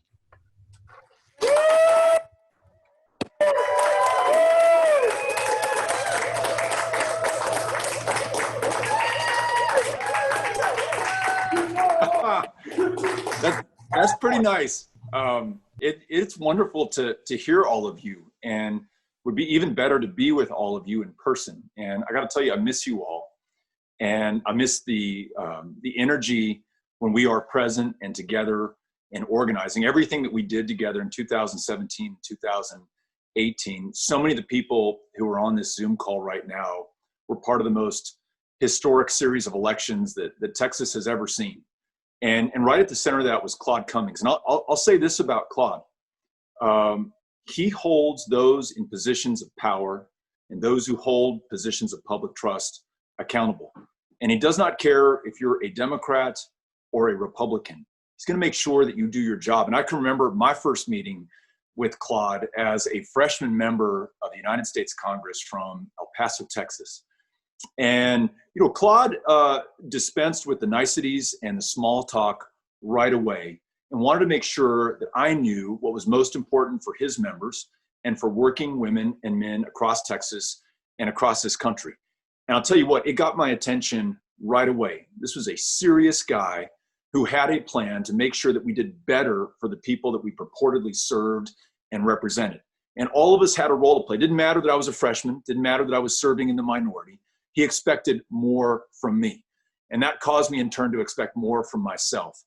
And when I ran for the United States Senate against Ted Cruz in 2018, Claude was one of the first people that I asked to meet with. And his advice, his guidance to me was absolutely invaluable. And it did not come for free. And I'm not talking about a trade-off or a quid pro quo. What he wanted from me was to make sure that I took no one for granted and that we left no one behind. And so when you hear that Beto O'Rourke traveled to the 254 counties of Texas, and it didn't matter how red or rural you were, or how blue and urban, we weren't going to leave you behind, we weren't going to take you for granted, we weren't going to write you off. That was the influence of Claude Cummings on our campaign. Bring everyone into the fight and to the work, and we have a much better chance of winning. And then after winning, we have a much better chance of doing. So Claude is one of those mentors for me in public life, who I will again return to in the work that we're doing now in this election cycle, and I hope in election cycles to go, and then in just making sure that Texas lives up to this moment and fulfills our potential and our promise. So Claude, thank you for what you're doing. Thanks for the introduction. Extraordinarily kind. To President Lacey Wolf, thank you for the invitation to address your members and to be with you all this evening. Though I am 11 hours to your west on I-10, here in El Paso, Texas, in the Mountain Time Zone, we're together in this fight. And thank you for bringing me in tonight with your members. And lastly, to Hanny, one of my first meetings with you, I think, was late 2017 as a new candidate for the United States Senate. And again, we did some of the rituals that you do in these meetings, but then got down to business. And your members and you asked me some of the toughest, unforgiving questions and made absolutely clear that there was nothing that I was entitled to in terms of support or help. I had to prove myself, and I had to be accountable to you. And again, made a very strong impression on me and made me a much better candidate than I would have otherwise been. And you do your members proud in the work that you do with those of us who want to seek those positions of power and public trust. So thank you for what you're doing, and thanks for making this possible tonight. And I got to tell you, I loved watching and listening to everything that you all are doing, all the ways that you're organizing right now. It increases my optimism and my hope for what we're going to be able to accomplish on the 3rd of November in this year, the most important year in our lives, and I would argue one of the most important years in a lifetime of this country. But first, before I get to these elections and a little bit of what I'm seeing and hearing by talking to our fellow Texans, I know that you all are in the path of Hurricane Laura. And so I want you to know that I'm thinking about you. And I know that many communities in Southeast Texas haven't yet fully recovered from Hurricane Harvey. And I know that from talking to folks, not just in 2017 and 2018, but being back on the ground in Fort Bend in 2020, in that special election, HD 28, knocking on doors and having people answer and say, hey, Beto, glad that you're here, but what in the hell are you going to do about my neighborhood and my family and the life that has yet to be rebuilt? And so I'm very aware of the fact that your communities are getting hit harder than almost any other part of the United States of America. These storms are becoming more frequent and more intense. And so our focus has to be directed more closely and more tightly on you, making sure that we prevent the worst of the damage that comes from these storms, and then address the long-term causes for what we're seeing right now. And I know that we've got folks in the audience tonight and elected leaders who are doing their best, but we really need to step up our game in this resolve. And then lastly, in terms of the update from El Paso and your work family, we're in week number 2 of our distance learning with the El Paso Independent School District. Our 3 kids, Ulysses, Molly, and Henry, are in 8th, 7th, and 4th grade in the El Paso Public Schools. And I've got to tell you, my hat's off to the public school educators and support staff who make this distance learning possible, especially for my 4th grader, Henry. This is an exercise in herding cats to have these 20 kids on a Zoom call, and we're in a bilingual public school or dual language public school. So half of the day is in Spanish, half of the day is in English. And those teachers and those educators have been so good with us parents before the school year started, getting us on a Zoom call like this one, giving us an idea of what to expect, and then making sure that we do our part, coming back to accountability and responsibility as parents, making sure that we're supporting them, that our kids are ready to learn, and that they're respectful, and that they have the resources they need to be able to make the most of this opportunity. And thinking about those teachers that we've interacted with here in El Paso, I just want you to know that I will do everything in my power to make sure that when schools reopen for in-person education in Texas, it is at a point that it is safe for those kids and the family members of those kids will come home to, including their grandparents, many of whom have vulnerable underlying conditions. And then for those teachers, cafeteria workers, custodians, school bus drivers, speech language pathologists, librarians, everyone who makes it possible, I want you all to be healthy. I want you to stay alive for the long term. I want you to be well. And unless we have a plan and a strategy to do that in the time of the deadliest pandemic of our lifetimes, that's going to be really hard to accomplish. So I'm going to make sure that we put the pressure on our public leaders to do the right thing, to think about those kids, their families, and our teachers and support staff before we have in-person learning. Now, I want to turn to these remarks I've been thinking through. You know, when Claude Cummings and Hanny Khalil and the folks in the ALF reach out to you and ask you to be the keynote, it is a huge responsibility. And I want to make sure that I do it justice. And I want to speak from the heart. I don't want to use talking points or read a prepared speech. And so I think about this election that we are in the midst of, and the outcome that will determine the fate and the fortune and the future of every one of us and our families and the people of Texas and the United States of America. This is one of the, if not the most defining moments in our country's history. I'd put it right up there with the election of 1864 or 1932. We've never faced a host of challenges and crises like the ones that we're staring down right now. And it will either make us or it will break us as a country. And so what are we, the people of this great democracy, going to do in the face of this challenge?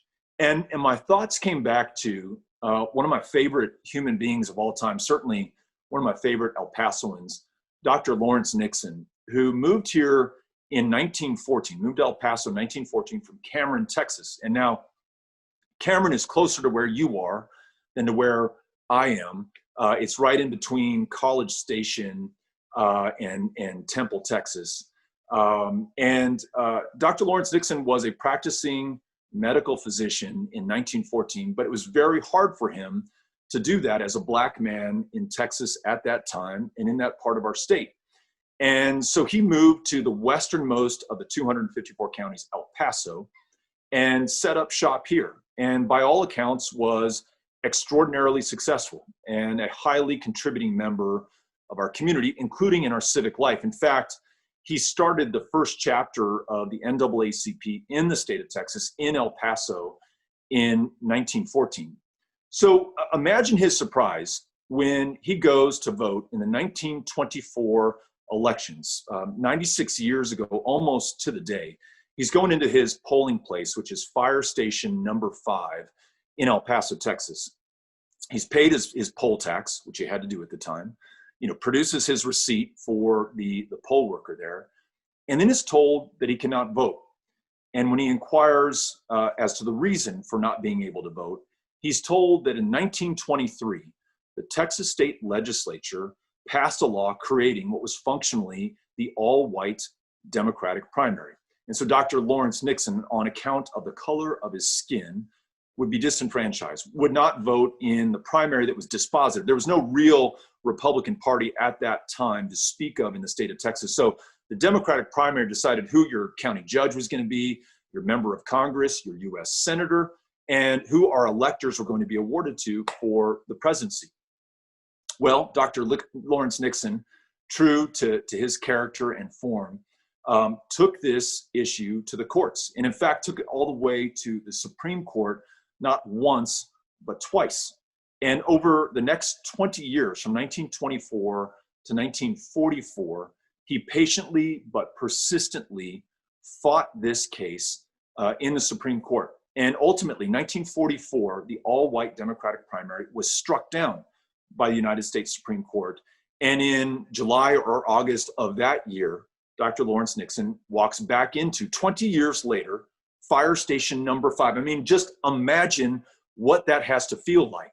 Waiting 20 years to be able to cast your ballot that you have fought for. You are a U.S. citizen. You are a doctor contributing to the life, literally, and well-being and happiness of your fellow citizens.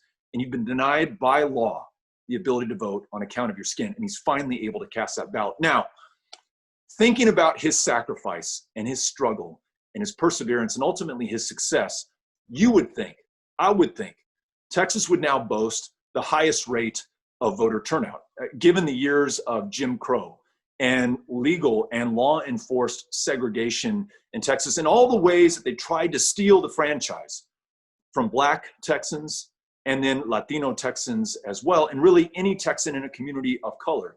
You would think, given the fight that followed and the victories that were won, earned, we would be beaten down the doors in order to vote. But before the election in 2018, Texas ranked 50th, dead last in the country, in the rate of voter turnout.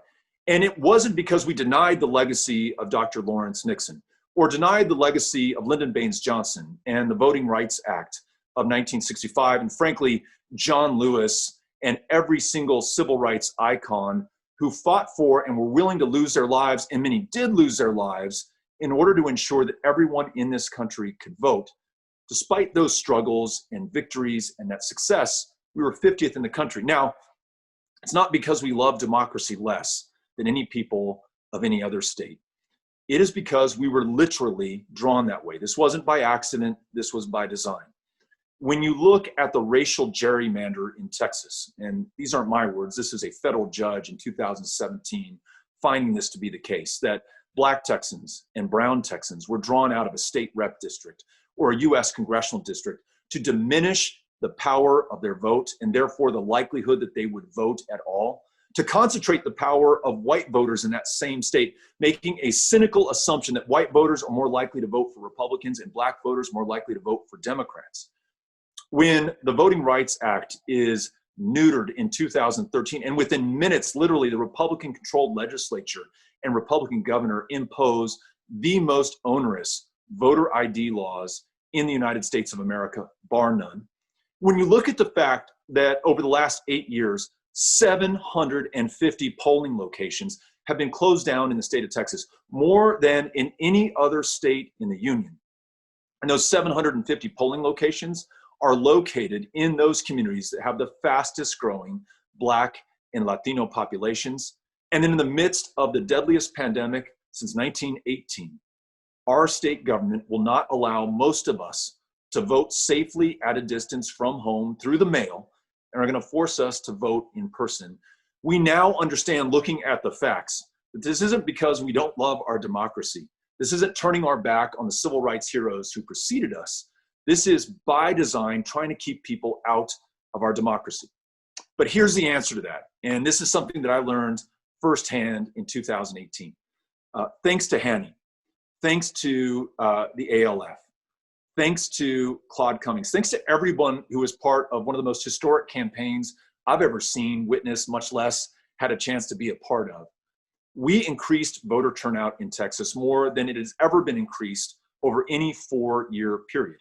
Young voter turnout increased by 500% in early voting from 2014, the last midterm. You had the top of the ticket, US Senate candidate, winning more votes than any Democrat in the history of the state of Texas. And though I didn't beat Ted Cruz, we helped to elect 2 new Democrats to Congress, replacing long-serving Republicans, Lizzie Panel Fletcher in your neck of the woods, Colin Allred in North Texas, 12 new state House members, all Democrats, defeating incumbent Republicans, leaving us only 9 seats down from a majority.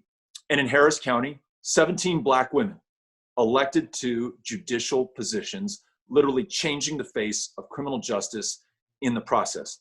That was Texas transcending the obstacles and the barriers that were put in our place.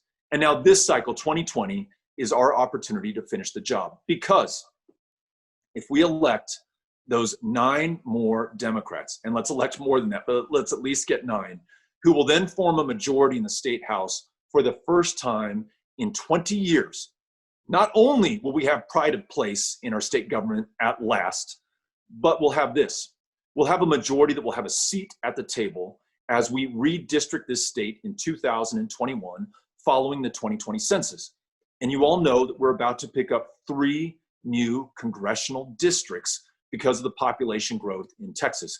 And with those Democrats finally at the table for the first time in 2 decades, we'll begin to draw people in instead of drawing people out of our own democracy. We'll dismantle that infrastructure of suppression and intimidation and bring people in to their own government, reveal the genius of Texas on any issue that we care to pursue. So if we want to expand Medicaid and then go beyond that to universal guaranteed health care for every single one of our fellow Texans, that Democratic majority who re-enfranchises our fellow Texans, they make it possible. If we want to reduce the epidemic of gun violence, and listen, you all know that full well, day in and day out, and I especially think of those who lost their lives at Santa Fe High School, or those 23 who were slaughtered for the color of their skin 1 year ago right here in El Paso, Texas, with a guy armed with an AK-47, a weapon of war, radicalized by our president, who talked about immigrants as an infestation or an invasion, treated them and described them as animals. If we want to make progress on gun violence and the fact that we arm white nationalist terrorists in this country, we need a Democratic majority in the state legislature. If we want to make sure that Texas is taking the lead on confronting climate change before it's too late, we need a Democratic majority in the state legislature. If we are appalled that more than half of the school teachers and public school educators in Texas are working a second or a third job because they cannot make ends meet on just one job, the most important job that a human being could have, connecting with that kid in front of them in the classroom and unlocking that lifelong love of learning, which will ensure that nothing but nothing will stop her over the course of her life, we need a Democratic majority in the state legislature. If we want to make sure that every working Texan can be represented, and this is no longer a quote unquote right to work state, but instead a right to organize state, and you're paid a living wage, and you can count on time off to take care of yourself or your family, or to get better if you're sick, we need a Democratic majority in the state legislature. And folks, to remind you again, we are only 9 seats down. And in 2018, I won more votes than did Ted Cruz, thanks to all of you, in 9 of those districts that we have to pick up. So we can do this because in some ways we have done it before. But here's what we have to do over the next 50 days until early voting begins on October 13th, the next 70 days until November 3rd. All of us have to talk to everyone in our lives, our classmates, our colleagues, our neighbors, our family members, the complete strangers that we interact with on social media, and bring them into this election just like we did in 2018. Our organization, Powered by People, is literally calling every likely Democratic voter in every state house district in every one of the 254 counties of Texas. We've made 20 million voter contact attempts so far. And by the end of this, I hope we can double it and have over 40 million voter contact attempts made. We've helped to register 77,000 net new Democrats onto the voter rolls in this state so that when they dismantle the sorting machines in our post offices, when they try to disenfranchise through intimidation and suppression our fellow Texans from casting their vote at the ballot box, not only are we going to stand up for those folks in real time, but we're going to add more of us to the rolls so that the math improves and the outcome is better. That's what we're doing with Powered by People.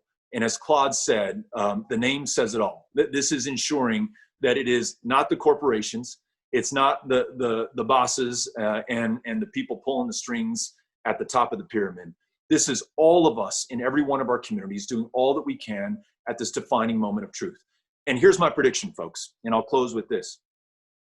If we all commit ourselves wholly to the fight at hand, and again, what's 70 days of your life in the context of the lifetime of this country? Then I'm confident that not only will we win that majority in the state house, not only will we win new congressional seats to increase the Democratic representation in our delegation in Congress, not only will we have a fighting chance against John Cornyn, who has been the greatest enabler of Donald Trump in the United States Senate. I firmly believe that all of our efforts combined will result in Joe Biden becoming the first Democratic nominee since 1976 to win the Electoral College votes of Texas. Now, not only would that be a nice thing to happen, I'm increasingly coming to the conclusion that it is something that must happen if this country's to make it. Because here's how I see things. If this election for president is close, and even if Joe Biden has lawfully won both the popular vote and the Electoral College, Donald Trump will take the closeness of this election to try to create chaos and confusion about the returns and the results. You've already heard him say that he may not accept, when he told Chris Wallace of Fox News, the outcome of this election. You've already heard him say that he's trying to slow down the US mails to stop those who can only vote by mail because he's fearful of the route that he will endure. And I don't think it's beyond the realm of possibility that he instructs his attorney general to invalidate the results in certain key battleground states. Well, the best defense against that is a great offense. And the best offense that we have is the 38 Electoral College votes of Texas. If on November 3rd, the country hears that Texas has come in for Biden, for Democrats, for the first time since 1976, the impact will be simply seismic. It will forever reorder the political landscape in America and what's possible for this great country to achieve. And it's my belief that if we organize on the streets, if we organize for these state house candidates, if we expand and enlarge the electorate through all the things that you're doing and we're doing through Powered by People, we will be able to achieve all of those results. And no pressure, folks, we will save the republic in the bargain.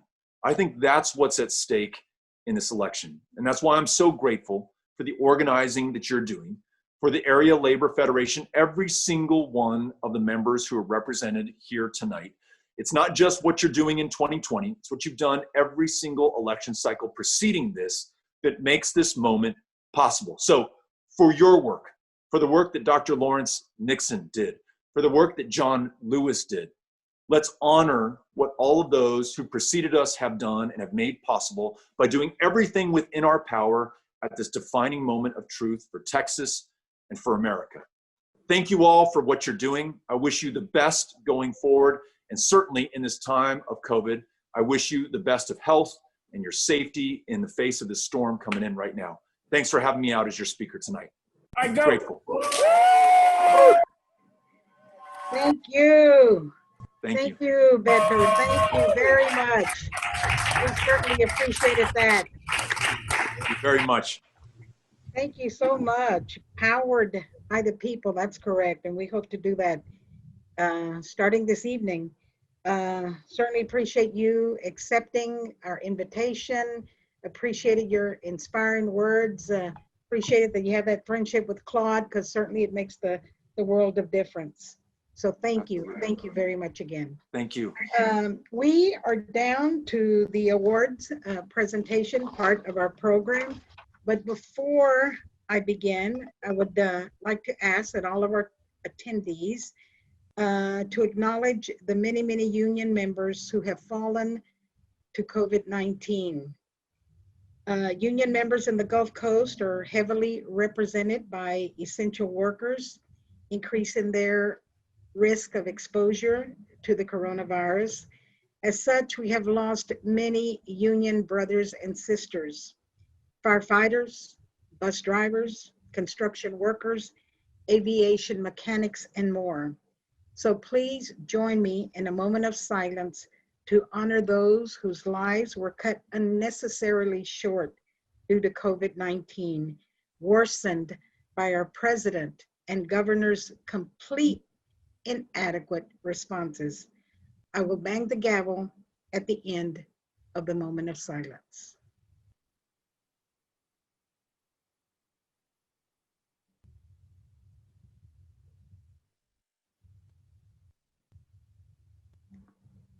Thank you so much. Our first award goes to Harris County Judge Lina Hidalgo. I'd like to invite Eloy Cortez to present the Working Families Champion Award to Judge Lina Hidalgo. Eloy? Thank you, Linda. Hello, I'm Eloy Cortez, District Representative for the International Longshoremen's Association, South Atlantic and Gulf Coast District. The Working Families Champion Award is given to an outstanding elected official who exemplifies courage, initiative, and leadership in advocating for the needs and rights of working people. Past recipients include U.S. Representatives Jean Green, Sheila Jackson Lee, Sylvia Garcia, and Houston Council Member Robert Gallegos. Judge Hidalgo created national news when in 2018, she unseated a 12-year incumbent to become head of Harris County's governing body. She is many's first, the first woman, the first Latina, and the first immigrant to be elected Harris County judge. In her 2 years in office, Judge Hidalgo has proven she is a steadfast ally to all of Harris County's working people, a fact for which she has taken constant fire from those opposed to our region's demographic diversity. For instance, when in March 2019, a massive chemical fire threatened the health of county residents, she was criticized for conducting a press conference in both English and Spanish to ensure residents got the information they needed to stay safe, in a county which a third of the residents are Spanish speakers. Our union certainly worked well with Judge Hidalgo's predecessor, but when she became judge, she brought a whole new level of commitment to using county authority creatively to expand protections for working people, and she was proactively made sure the voices of working people are at the policy-making table. She has worked closely with my union, the ILA, and the seafarers on a wide range of port-related issues. When the pandemic hit, she moved quickly to close non-essential industries to slow the spread of the virus, while our governor and president dawdled. Her office then worked hand-in-hand with the Area Labor Federation, the UFCW, and the Building Trades Council to establish work-safe rules for construction and grocery store employers operating in Harris County. She has made it a priority to ensure port workers who lost their jobs to COVID-19 that they knew to tap the county's new rental and financial assistance funds. And despite mounting pressure upon her from the governor and those who want to recklessly reopen schools, she has stood her ground in listening to public health guidance that school sites should only reopen once community spread of the virus has gotten under control and with clear safety protocols. We thank Judge Hidalgo for her courageous leadership in standing up for frontline workers who have been risking their lives to keep this state running. This award is presented to Judge Hidalgo for her unrelenting leadership in making the safety and well-being of all Harris County workers the priority during the COVID-19 pandemic.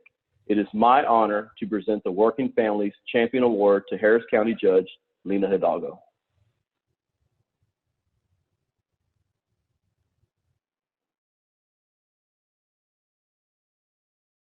Thank you all so much for this award and for everything you do.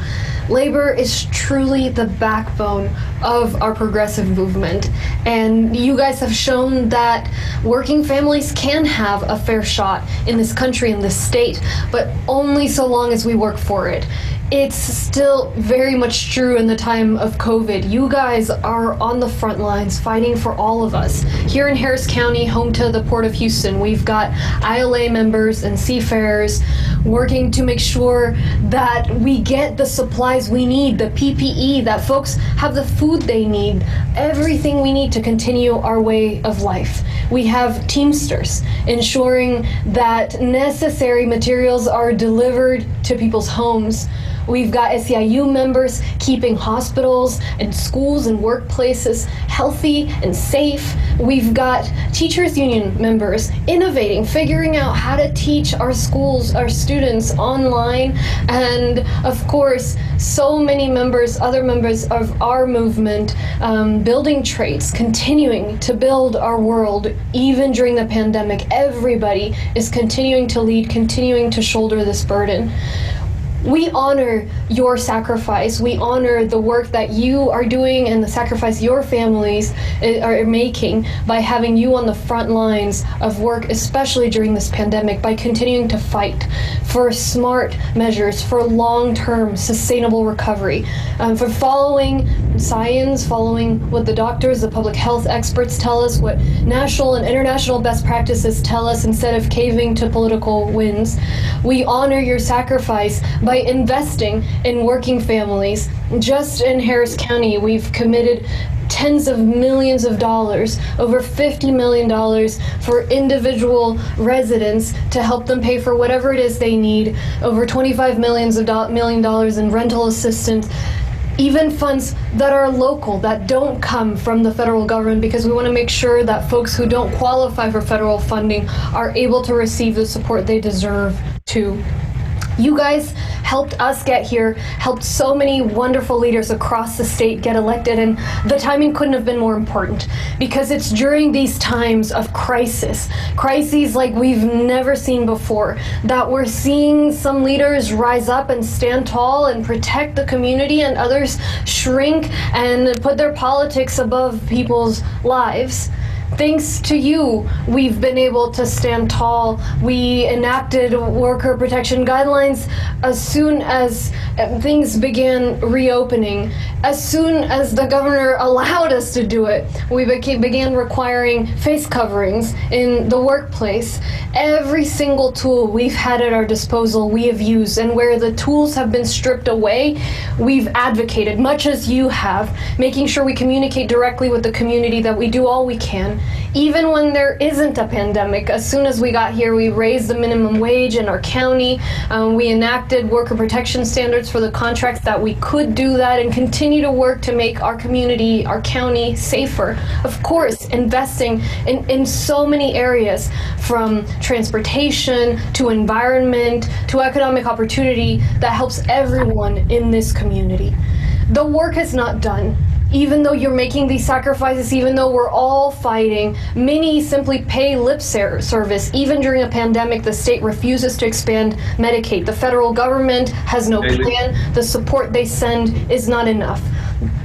Our ability to make changes, to make good policy during times of crises, has been curtailed. That of us county judges, the mayors, the folks who are trying to make policy decisions to get us through this and out on the other side sustainably. But we'll continue pushing, and we can bring better representation this coming November. We can continue building a better community, a better state, and being an example of good government with your support and with your leadership. So I want to say thank you, to your families, for your sacrifice, for your work, and for your unending dedication to advocacy and daring to dream about how we build a better community right here in Texas. Thank you. Go!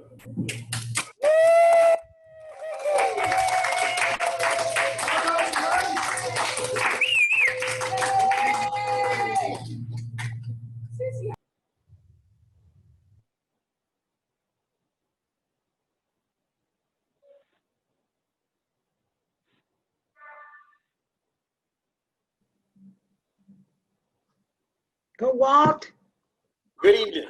I am Walter Greeley Jr., District Manager of American Federation Government of Employees, District 10. Transportation Workers Union Local 260 represent bus drivers, mechanics, and other workers at Harris County Metropolitan Transportation Authority. In 2012, Local 260 membership was at a dismal 51% of their bargaining unit, and membership meetings were poorly attended. Knowing they could not make gains at the bargaining table without more workers and more membership involvement, newly elected leadership began an aggressive and robust external and internal organizing drive. They spoke to workers one-on-one about the values of sticking together to show strength in numbers, to win better wages, benefits, and working conditions. Not only did TWU's membership numbers grow, but members began turning out to monthly meetings and volunteering for phone banks, community service projects, and more. The union began taking an active role in the Martin Luther King Jr. Parade, which became an annual affair, led by our late brother, Mr. John Bland. Today, TWU Local 260 is at 74% union membership and is a proud contributor of our Houston community. And now to the Painters Union. About 30 years ago, IUPAT Local 130 was the largest painters local in the entire United States. Excuse me, right here in the Right to Work, Texas. But as the economy grew, the local got comfortable and failed to organize non-union employers. The results was a major drop in market share. Since 2018, the union has transformed itself into an organizing union. It has used research to identify strategic organizing opportunities, shift resources to internal and external organizing, run campaigns to get to level the playing field for responsible contractors by committing to act as exploitation-free zones. Aggressively signed up non-union contractors, excuse me, and tailored apprenticeship training to meet the needs of the contractor. The result, from 2018 to 2020, Local 130 grew from 85 to 713 members, a growth of 739% in 2 years. They have shown it is possible to grow in a right to work Texas with a smart strategy and disciplined focus. I am honored to present this year's membership growth award to both the Transportation Workers Union, Local 260, and the International Union of Painters and Allied Trades, District Council 88. Mr. Horace Morris will accept the award on behalf of TWU Local 260. Ms. Jennifer Hernandez and Mr. Salvador Arreta will accept the award for the Painters Union District Council 88. Thank you all so much. Way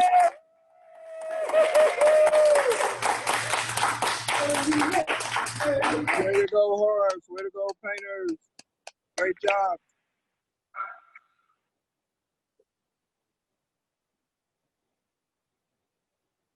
Is Horace here?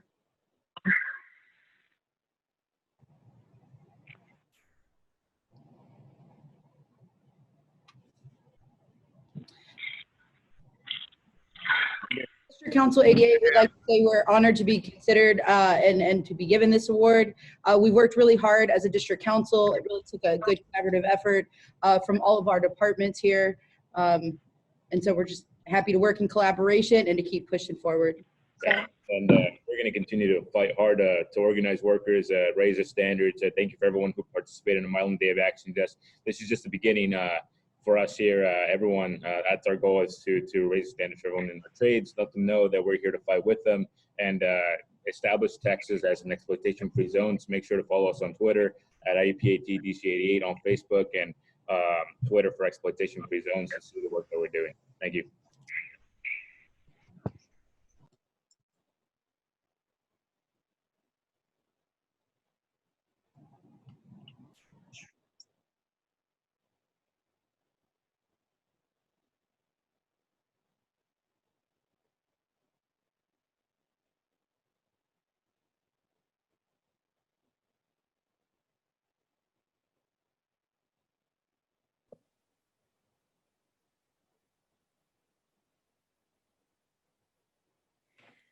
Good evening. My name is Dora Cervantes. I'm the General Secretary Treasurer for the International Association of Machinists and Aerospace Workers. Last year, Texas plumbers faced a serious threat. The Republican majority in the Texas Senate passed Senate Bill 621, which would have dissolved the state board regulating licensing of plumbers. Senate Bill 621 would have diluted regulation, especially hands-on testing of plumbers, and would have compromised public safety.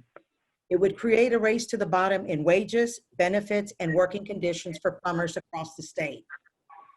The Plumbers Union mobilized thousands of plumbers across the state to descend on the Capitol to save the Board of Plumbing examiners.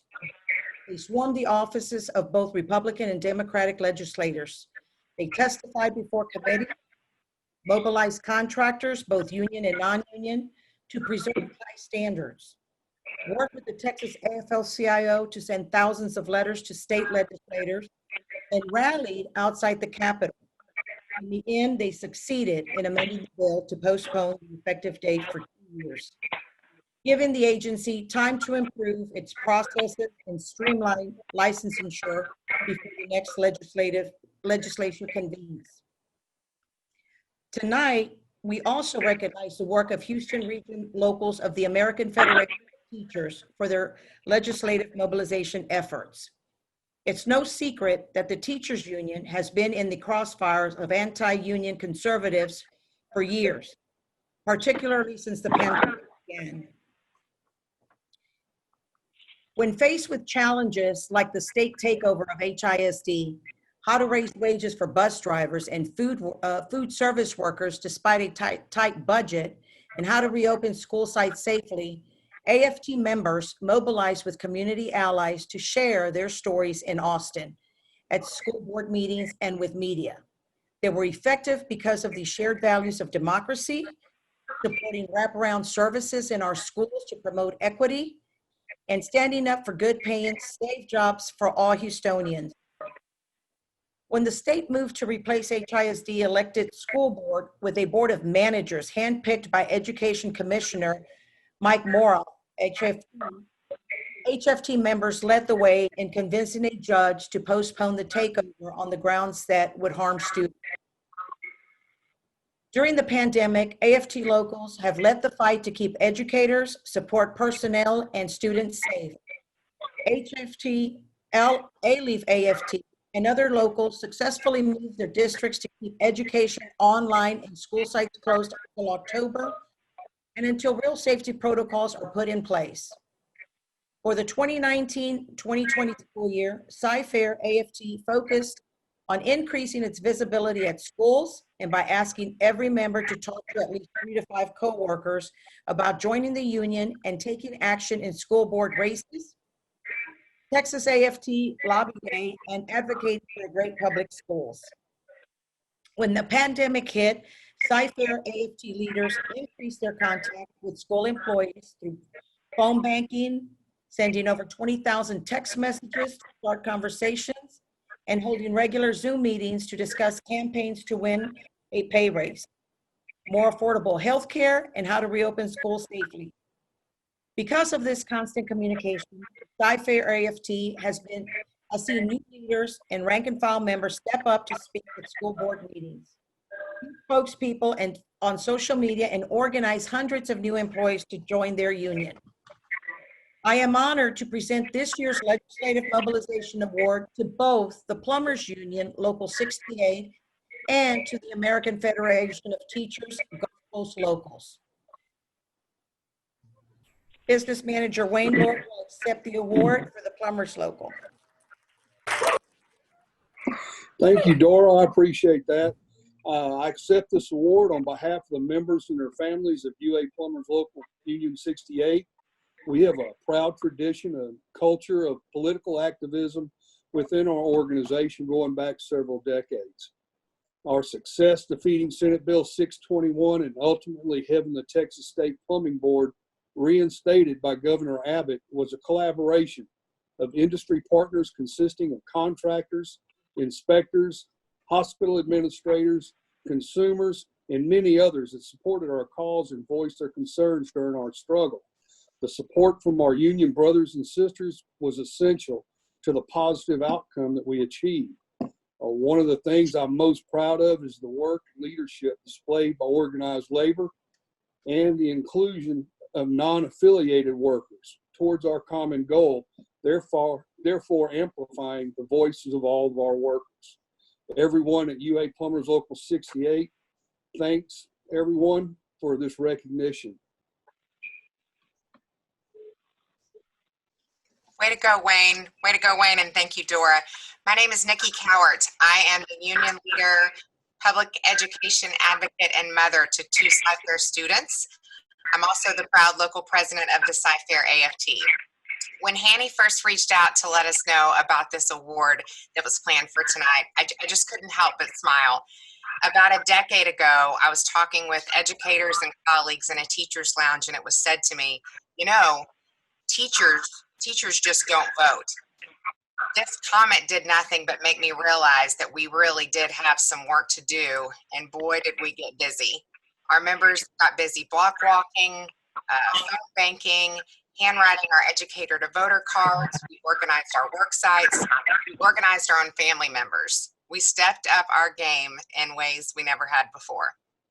We are teachers, bus drivers, school nurses, campus police officers. We stand firm with our brothers and sisters within our labor family, and it is my great honor to accept this award tonight on behalf of Gulf Coast AFT teachers and support staff from all over Harris County and all over Texas. We are union strong, y'all. Yeah.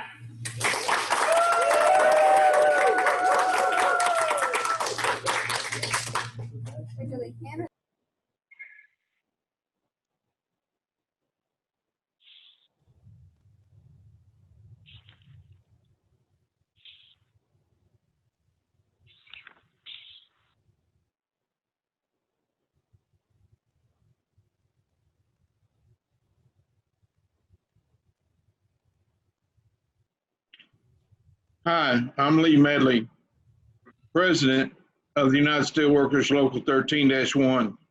It is my distinct honor to present Brother John Bland, who passed away on July 9th, a posthumous Lifetime Service Award. John spent his life fighting for justice, from leading the fight for racial justice in Houston in the late 60s to his decades of advocacy for working people in the Gulf Coast labor movement. On March 4th, 1960, 13 students at Texas Southern University met at a flagpole on campus. Their goal was to travel 15 blocks to Wine Garden Supermarket to be served lunch. John Bland was one of those students, and he helped lead Houston's first sit-in, which eventually led to the desegregation of lunch counters and other business throughout the city. John Bland joined the Transport Workers Union when he was a bus operator for what is now Houston Metro. He eventually became president of TWU Local 260, a vice president of TWU and director of Human and Civil Rights Department. In 2017, John was recognized as the longest serving officer by TWU International. We were fortunate that Mr. Bland also represented TWU on the Area Labor Federation Executive Board. Mr. Bland also served as Vice President for the Texas State AFL-CIO and Vice President for Philip Randolph Institute and President of the Houston chapter of the Coalition of Black Trade Unions. When workers would doubt their ability to beat the odds and make change, Mr. Bland would say, "When we fought for integration in the 1960s, they arrested me 27 times. They jailed me and fined me, but they did not stop me." When George Floyd was killed, Mr. Bland called upon the labor movement to refuse to be bystanders or accomplices and to throw ourselves into the fight for racial justice. John, we'll do all we can to be faithful to your vision of what the labor movement should be. I will tell you with all due respect to John L. Lewis, our good trouble was Brother John. It is both fitting and proper that we posthumously honor Brother John Bland for his lifetime of service to the labor movement and I thank him personally for his friendship and leadership. Thank you.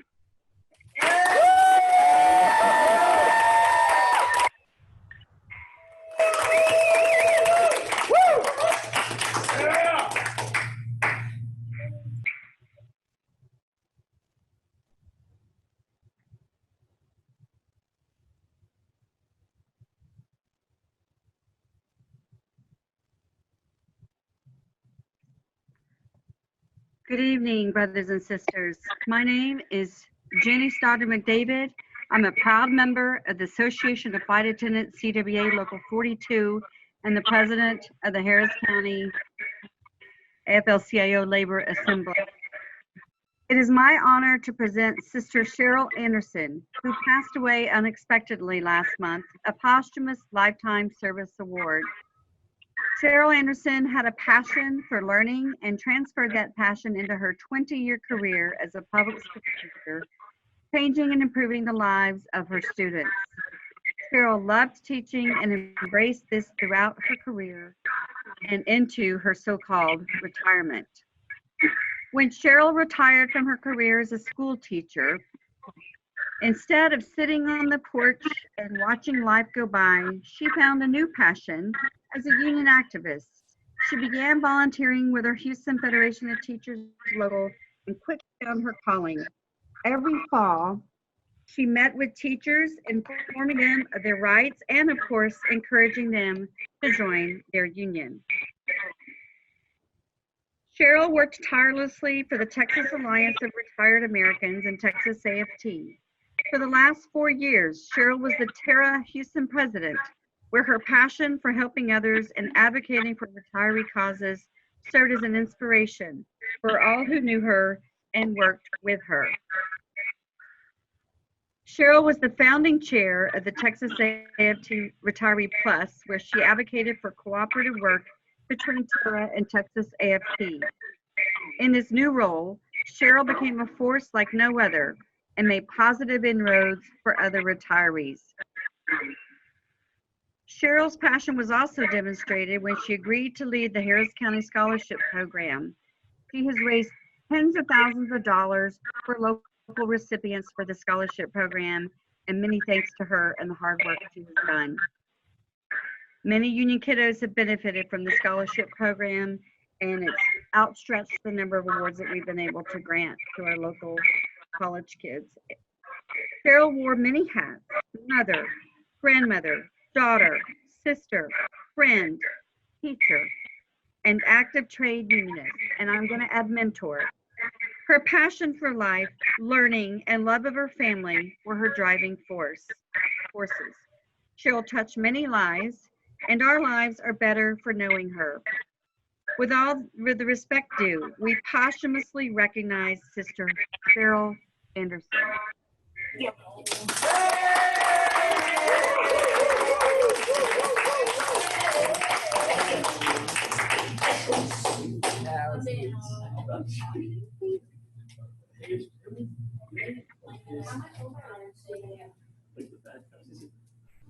Now it's my turn.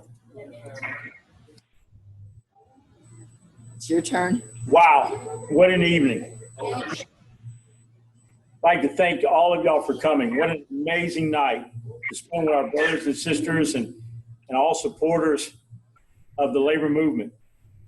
This has been a presentation by the Gulf Coast Area Labor Federation. We are thankful you chose to spend your evening with us. We appreciate you, and we're really excited about the future of working people in Texas. Soon we will have an open house.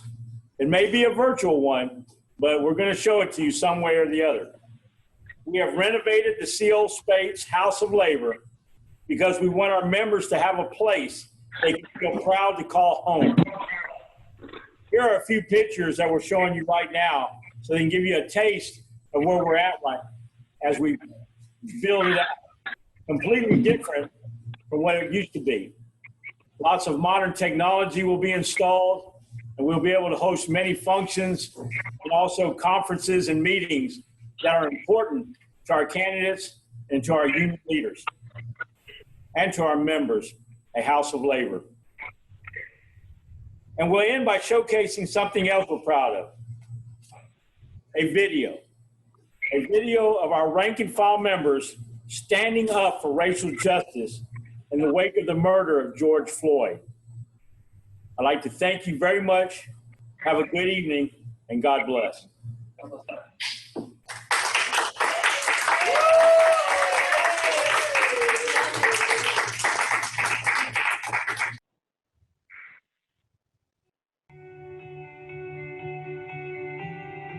The Texas Gulf Coast labor movement adds our voices to the millions condemning racial injustices and killings in our country at the hands of police.